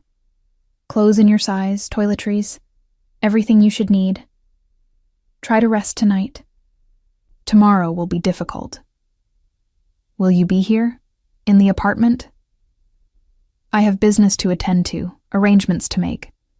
But there will be security outside your door all night. You're completely safe here. I nodded and headed for the guest room. As promised, it was stocked with everything I could need. Clothes that actually fit, unlike the dress Thomas had selected. Comfortable pajamas, basic toiletries, and on the bedside table, a new phone. I picked it up, finding it already activated. There was only one contact saved, Roman Castellano. I was about to set it down when it buzzed with a text. If you need anything at all, call me. No matter what time, you're not alone anymore. R. I read the message 3 times, something warm and unexpected blooming in my chest. Then I changed into the soft pajamas, climbed into the bed, and for the first time since moving into Thomas's house, I slept without nightmares. I woke to sunlight streaming through unfamiliar windows, and a moment of disorientation before the previous night came flooding back. I'd escaped. I was in Roman Castellano's apartment, preparing to expose Thomas Whitmore to the entire city. My new phone showed several missed calls from an unknown number. Thomas, probably. I ignored them and got dressed in jeans and a simple sweater from the guest room closet. Everything fit perfectly, which made me wonder how Roman had known my size. Then I remembered. He'd been investigating Thomas, which meant investigating me too. I found Roman in the kitchen, dressed casually in black slacks and a gray sweater, making coffee. He looked different without the formal suit, younger somehow, though no less dangerous. "Good morning," he said, pouring me a cup without asking. "How did you sleep?" "Better than I have in months." I accepted the coffee gratefully. "Have you heard anything from Thomas?" "He filed a missing persons report at 6 this morning. You're officially a vulnerable adult who may be in danger. He's given an excellent performance as the concerned fiancé. Several news stations are already running your photo." My stomach clenched. My photo? Roman pulled up a news site on his tablet, showing me a story. Local teacher missing after leaving charity gala. There was my engagement photo, the one Thomas had insisted we take, with me smiling beside him like I was the happiest woman in the world. "Prosecutor Thomas Whitmore is asking anyone with information to come forward," the article continued. "He fears his fiancée may be having a mental health crisis." "Mental health crisis," I repeated bitterly. Of course that's what he'd say. It's a smart play on his part. Establishes you as unreliable, unstable. If you resurface with accusations, he can claim they're delusions, symptoms of your breakdown. Roman set down the tablet. "Which is why tonight's exposure has to be perfect. Irrefutable. Not just your testimony, but hard evidence that can't be dismissed as the rantings of an unstable woman." "How many people will be at this event?" "About 50 of the city's most powerful individuals. Politicians, judges, police officials, and with the live stream, potentially millions watching online." Roman studied me carefully. "It's not too late to back out. I can expose Thomas without you having to face him directly." "No." I set down my coffee cup with more force than necessary. "I need to do this. I need to look him in the eye when his world falls apart. He needs to know that I'm the one who destroyed him." Something flashed in Roman's eyes. Approval, perhaps. "Then we need to prepare. My communications team will brief you on how the evening will unfold, what to expect, how to handle questions if anyone tries to interrupt." The rest of the day passed in a blur of preparation. Roman's team was professional and efficient, mostly people who looked like they'd worked in television production. They showed me how the cameras would be positioned, how the live stream would work, when I should speak, and what I should focus on. "Don't look at Thomas," a woman named Sophia advised. She was in her 40s, with kind eyes and an air of competence. "Look at the camera. You're not talking to him anymore. You're talking to everyone watching. Every woman who's been abused. Every person who's been silenced. You're their voice now." As the afternoon wore on, my nervousness grew. By 6 o'clock, I was pacing Roman's living room, my hands shaking despite my best efforts to stay calm. Roman found me there, staring out at the city as the sun began to set. Second thoughts? Terrified thoughts, I admitted. What if I freeze? What if I can't speak when the moment comes? He moved to stand beside me, close enough that I could feel his presence. "Then, I'll speak for you. But I don't think you'll freeze. You've survived 8 months with Thomas Whitmore. You've endured abuse, imprisonment, systematic isolation. That takes incredible strength, Riley. Tonight isn't about finding courage you don't have. It's about finally using the courage you've had all along." I looked up at him, at the certainty in his gray eyes. "How can you be so sure this will work?" "Because I've spent months planning it. Because I have the evidence to back up every claim. And because—" He paused, something vulnerable flickering across his face. "Because you saved my niece's life without hesitation, without thinking about the risk to yourself. You acted when it mattered. You'll act tonight too." The car arrived at 7:30. Roman had arranged for me to wear a simple black dress, elegant but not flashy. No jewelry except for one thing, Thomas's engagement ring, which Roman had insisted I wear. "When you take it off during your testimony, when you reject it publicly, that image will be everywhere," he'd explained. "It's symbolic," the prisoner removing her shackles. The district attorney's home was in an exclusive neighborhood, a sprawling mansion set back from the road. As our car approached, I could see other vehicles arriving, well-dressed people heading inside for what they thought would be an ordinary networking event. Roman's team had already infiltrated the house, positioning cameras disguised as regular video equipment for the authorized recording of the event. The live stream was set to begin at 8 o'clock, but guests wouldn't realize it wasn't a standard recording until it was too late. "You'll arrive at 7:50, Roman explained as we sat in the car, parked a block away. "My people inside will make sure you're positioned correctly. At 8 o'clock exactly, the live stream goes active. 30 seconds later, the main lights dim and a spotlight will find you. That's your cue. And Thomas? We'll be standing near the district attorney when it starts. He won't have time to stop you or leave before the cameras find him." Roman's jaw tightened. "I'll be there too.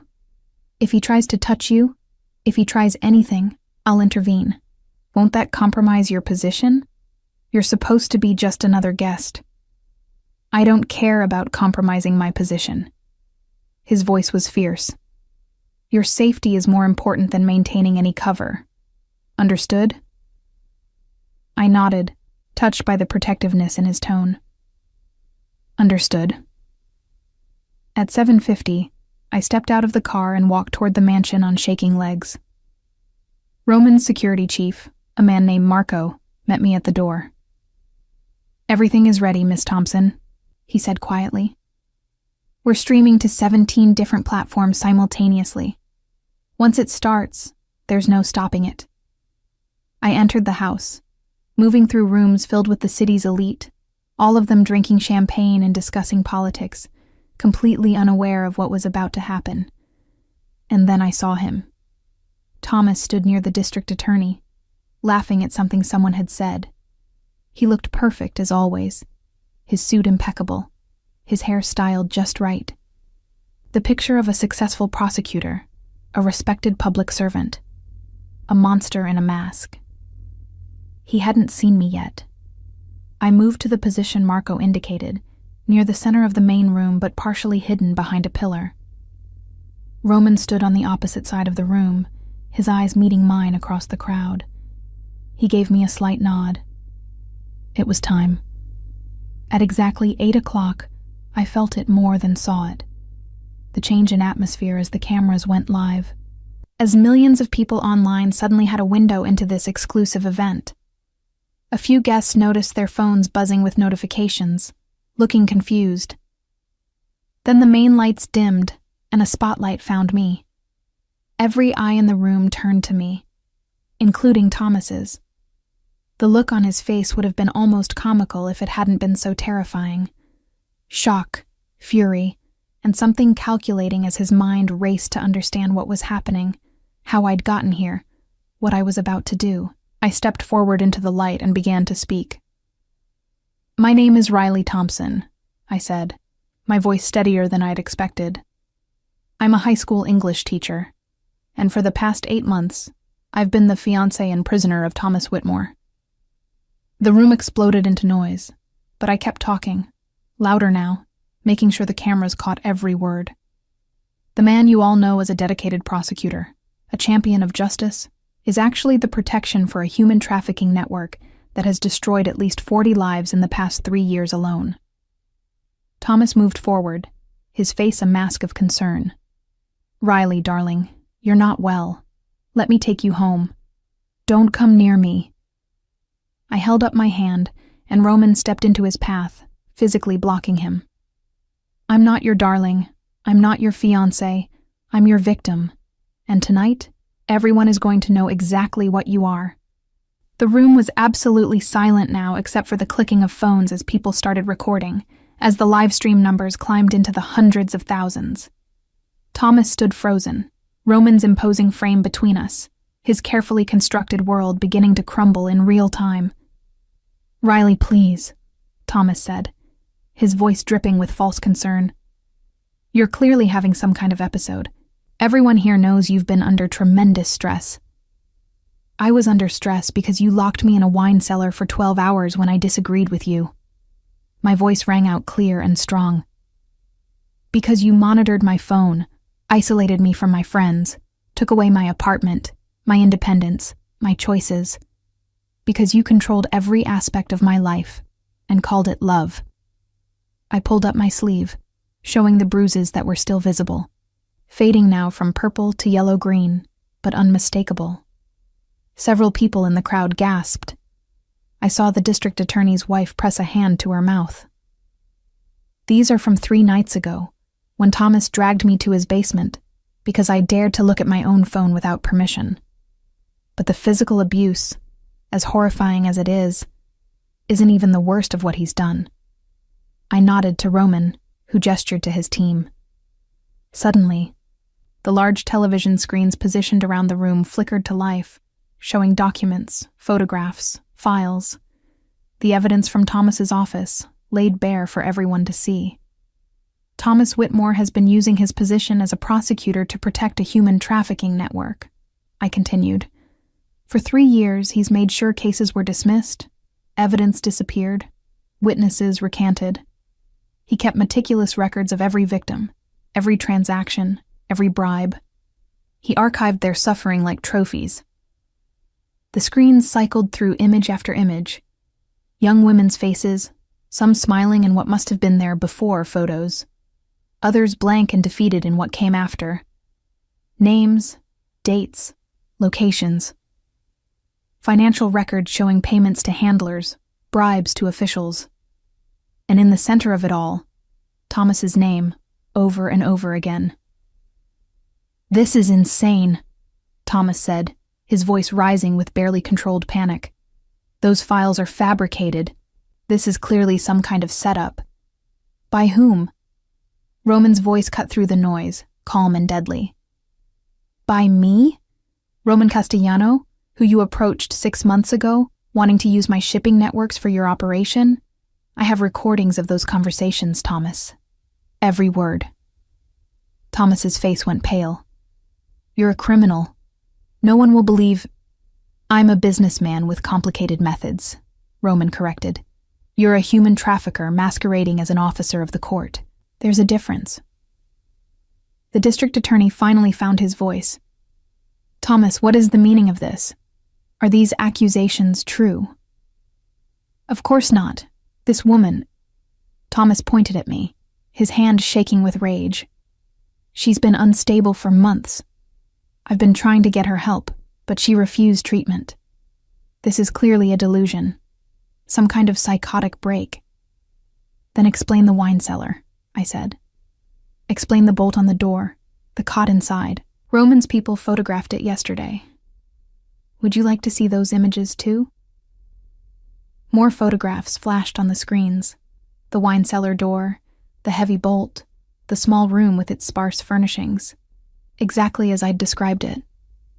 That's a storage room, Thomas tried. Riley misunderstood. I misunderstood being locked inside it for 12 hours? My voice rose with fury. I misunderstood you taking away my phone, my car keys, my independence. I misunderstood you buying my apartment out from under me so I'd have nowhere to run. I pulled the engagement ring from my finger, holding it up so the cameras could see. This ring was a shackle, not a promise. This engagement was a cage, not a partnership. And I'm done being your prisoner. I threw the ring at Thomas's feet. It hit the marble floor with a sharp ping that seemed to echo through the sudden silence. Guards, the district attorney said, his voice shaking. Someone call the police. The police are already here, a new voice announced. A man in a dark suit pushed through the crowd, holding up FBI credentials. Special Agent Marcus Chen, FBI. Thomas Whitmore. You're under arrest for human trafficking, racketeering, corruption, and conspiracy. You have the right to remain silent. This is a setup, Thomas shouted, trying to back away. But more agents appeared, surrounding him. I'm a prosecutor. You can't just... You were a prosecutor, Agent Chen corrected. Now you're a defendant. And trust me, we've been building this case for months. We have everything. The files, the recordings, the financial records. It's over. As the agents cuffed Thomas, he looked directly at me. The mask was completely gone now, revealing the monster beneath. You have no idea what you've done, he hissed. You think you're free? You'll never be free. I'll find you. I'll destroy you. You'll spend the rest of your life in federal prison, Roman said coldly, stepping forward. That's the only future you have now. And as for Riley... He moved to stand beside me, close enough that I could feel his presence, solid and protective. She's under my protection. If you or anyone connected to you tries to harm her, you'll discover that there are things worse than prison. The threat was unmistakable, and from the fear that flashed across Thomas's face, he understood exactly what Roman was capable of. The agents hauled him away, still protesting, still threatening, his voice fading as they dragged him toward the door. The room erupted into chaos. Reporters who'd been watching the live stream were already arriving, cameras flashing. The district attorney was shouting orders, trying to control the situation. Guests were either fleeing or trying to get closer, desperate to understand what they'd just witnessed. Roman's hand found mine, warm and steady. We need to go. Now. He guided me through the crowd, his security team forming a protective barrier around us. We made it to the car just as more news vans arrived, reporters shouting questions that we ignored. Marco drove us away with expert precision, leaving the chaos behind.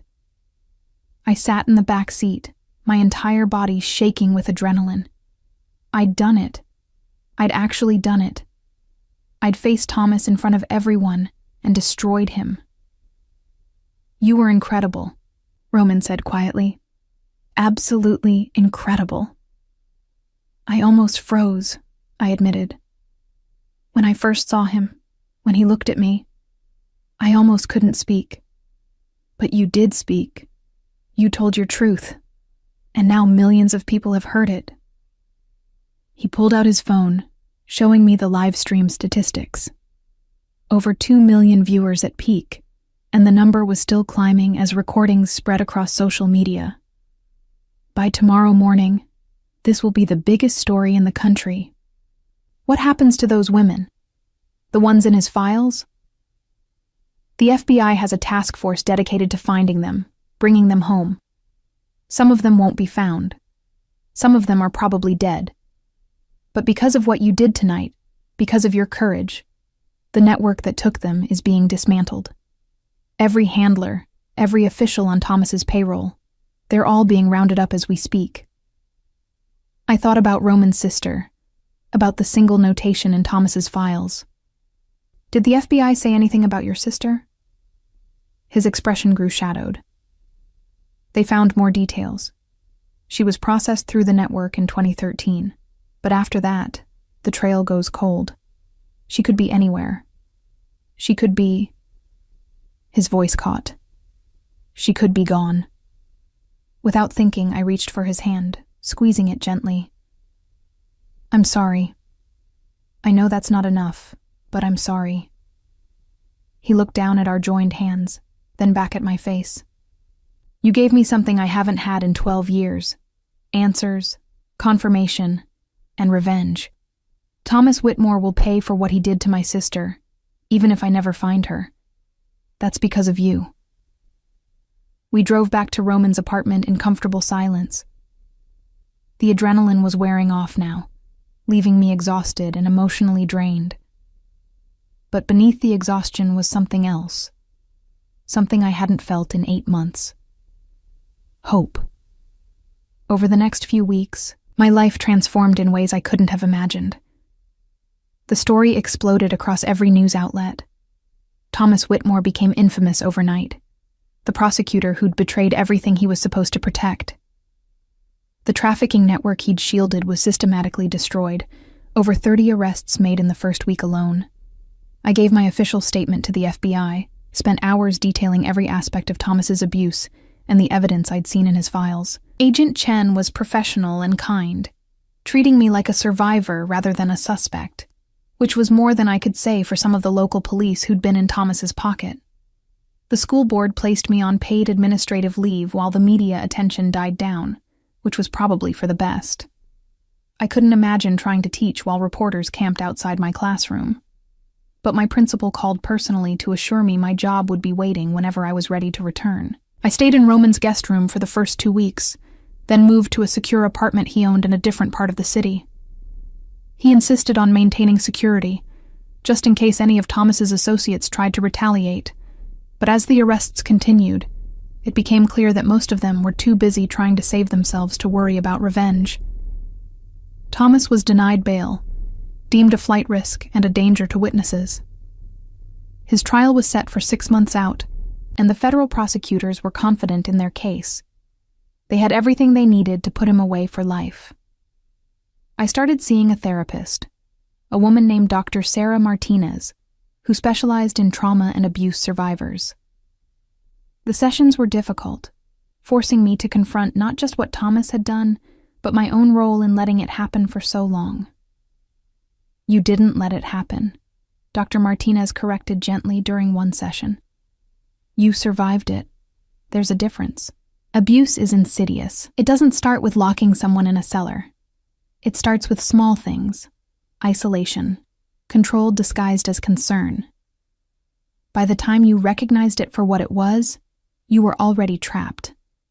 The fact that you found a way out shows tremendous strength." Roman checked in regularly, always respectful of my space, but making sure I had everything I needed. He'd become a friend. Surprisingly, this dangerous man, with his own complicated relationship with the law. We'd have coffee sometimes, talk about things that had nothing to do with Thomas or trafficking or trauma. I learned that he loved classic literature, that his favorite book was The Count of Monte Cristo, which made a certain ironic sense. I learned that he'd been helping Isabella with her homework ever since the accident, that he was devoted to his niece in a way that was touching in its intensity. And I learned that beneath the cold, calculating exterior was someone who understood loss, who'd been shaped by the same kind of trauma that had nearly destroyed me. 3 months after the exposure, Roman called me. "I have news about my sister." My heart leaped. Did they find her? No. But they found someone who knew her. A woman who was trafficked around the same time, who managed to escape 5 years ago. She remembered Maria. Said they were held in the same location for several months before being separated. "Is she alive?" As of 5 years ago, Maria was alive. Being moved to a different location, a different handler. This woman didn't know where, but it's more than I've had in 12 years. It's hope. His voice cracked on the last word, and I found myself saying, "I'll help you look for her, however I can. You saved my life. Let me help you find hers." The trial approached faster than I expected. The prosecution wanted me to testify, to tell the jury what I'd told the world that night at the district attorney's home. My therapist prepared me, Roman's team prepared me, and still I was terrified. The day I took the stand, 6 months almost to the day after my escape, Roman sat in the courtroom gallery. I'd asked him to be there, needed his presence like a talisman against fear. When I walked past the defense table, I didn't look at Thomas. I looked at Roman instead, at the steady certainty in his gray eyes, and found my courage. I told my story, every detail, every moment of isolation and control and abuse. I showed the jury the photographs of the wine cellar, the bruises, the evidence of imprisonment. Thomas's lawyer tried to discredit me, suggested I was unstable, vindictive, lying for attention. But the jury saw through it. They'd seen the trafficking files, heard testimony from FBI agents, from other victims. My story was just one piece of a massive case, and it all pointed to the same conclusion. Thomas Whitmore was guilty. The verdict came back after only 4 hours of deliberation. Guilty on all counts.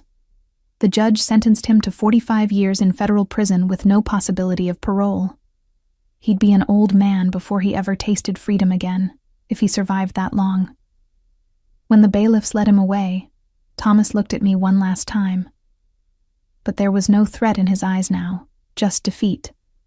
The monster had been vanquished, stripped of power, exposed for what he truly was. Roman found me outside the courthouse, where I'd escaped to catch my breath away from the media circus. "It's over," he said simply. "It's over," I agreed. Then, surprising myself, I started to cry. Not tears of sadness, but of relief, of release, of finally being free. Roman pulled me into an embrace, his arms solid and warm around me. "You did it, Riley. You survived him. You destroyed him. You saved 40 women from the fate your testimony helped reveal. You should be proud. I couldn't have done it without you.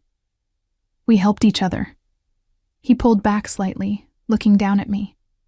"You saved Isabella. I saved you. And together, maybe we'll find Maria."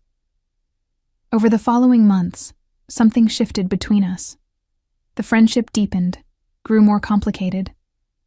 I caught myself thinking about him at odd moments, remembering the way he'd protected me without trying to control me, how he'd given me space to heal while making sure I wasn't alone.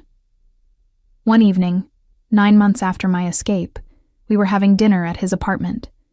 Just a casual meal, something we did often now. He'd cooked, surprising me with his skills, and we'd talked about books and movies and everything except the darkness that had brought us together. "I've been thinking," I said, setting down my wine glass, "about what comes next.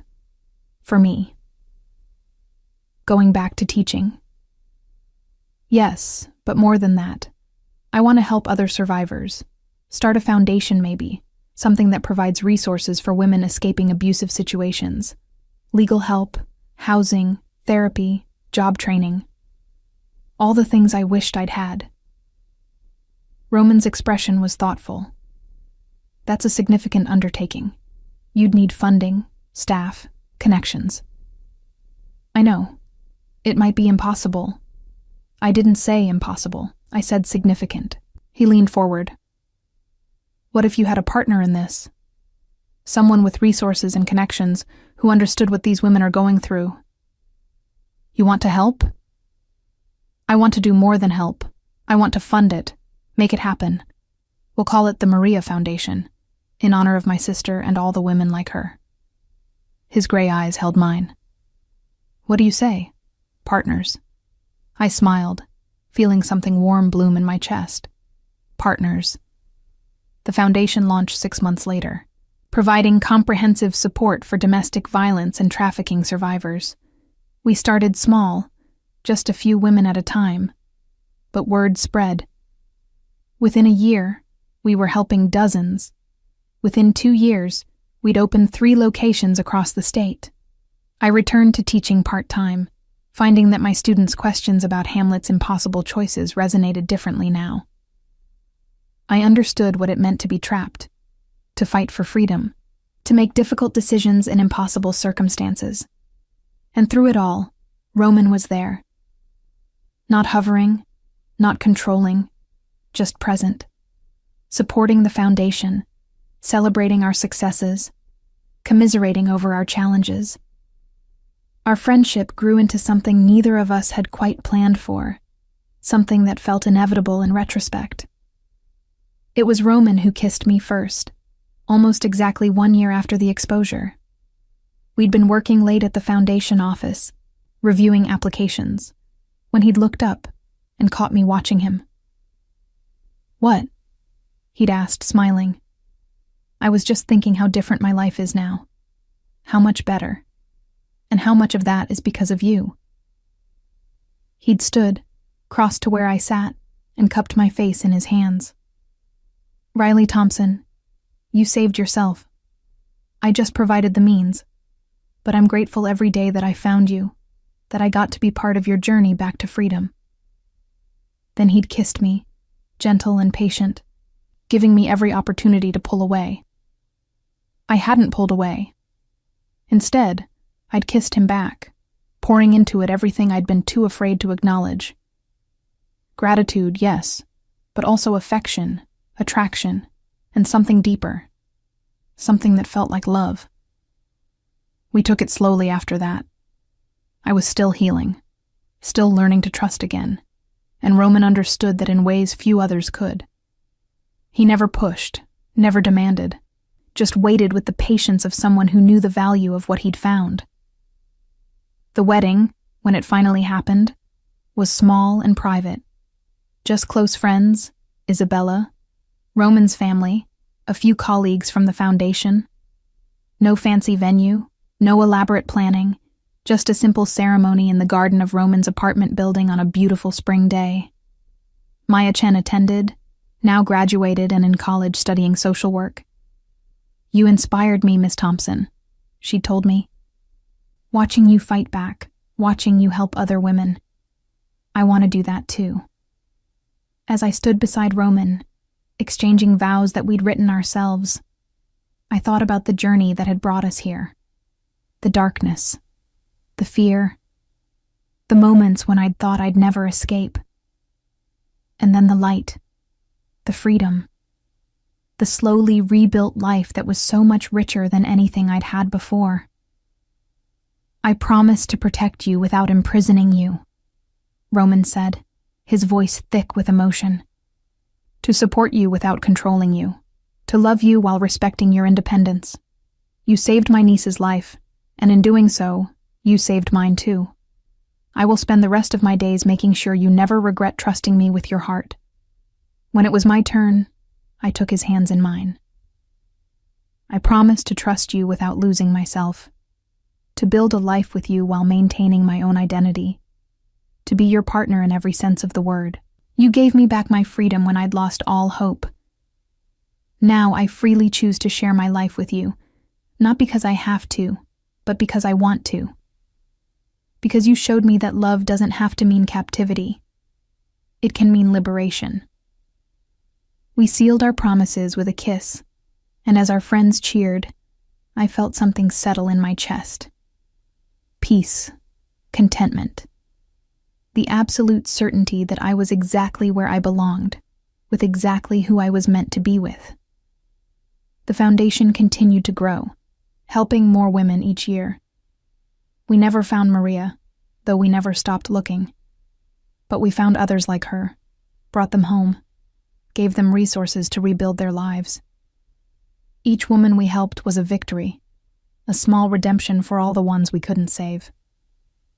Thomas Whitmore faded into obscurity, just another prisoner serving time for monstrous crimes. I thought about him sometimes, wondered if he had any remorse for what he'd done. Probably not. Men like him never truly understood the damage they caused, but I'd moved beyond him. Built a life that he couldn't touch, couldn't taint. Found love that was healthy and supportive, built on mutual respect rather than control. Became the person I was always meant to be, before he'd tried to break me down. Standing in our garden on my first anniversary, Roman's arms around me as we watched the sunset, I reflected on the journey, from that terrified woman locked in a wine cellar to this, standing in the light, completely free. "What are you thinking?" Roman murmured against my hair. "That I'm grateful. For everything. Even the darkness. Because it led me here. To this moment. To you." He turned me in his arms, his gray eyes warm with love. "No regrets?" "None," I said, meaning it. "Not anymore." And as he kissed me, the sun setting behind us and our future stretching bright and limitless ahead, I knew it was true. I'd fought for my freedom, and I'd won. Not just freedom from Thomas, but freedom to be myself, to love without fear, to live without constantly looking over my shoulder. The story that had begun in darkness had ended in light, and every day forward was a gift I would never take for granted, a choice I made freely, a life I'd earned through survival and courage and refusing to let a monster win. I was free, truly, completely, gloriously free, and I would never be caged again.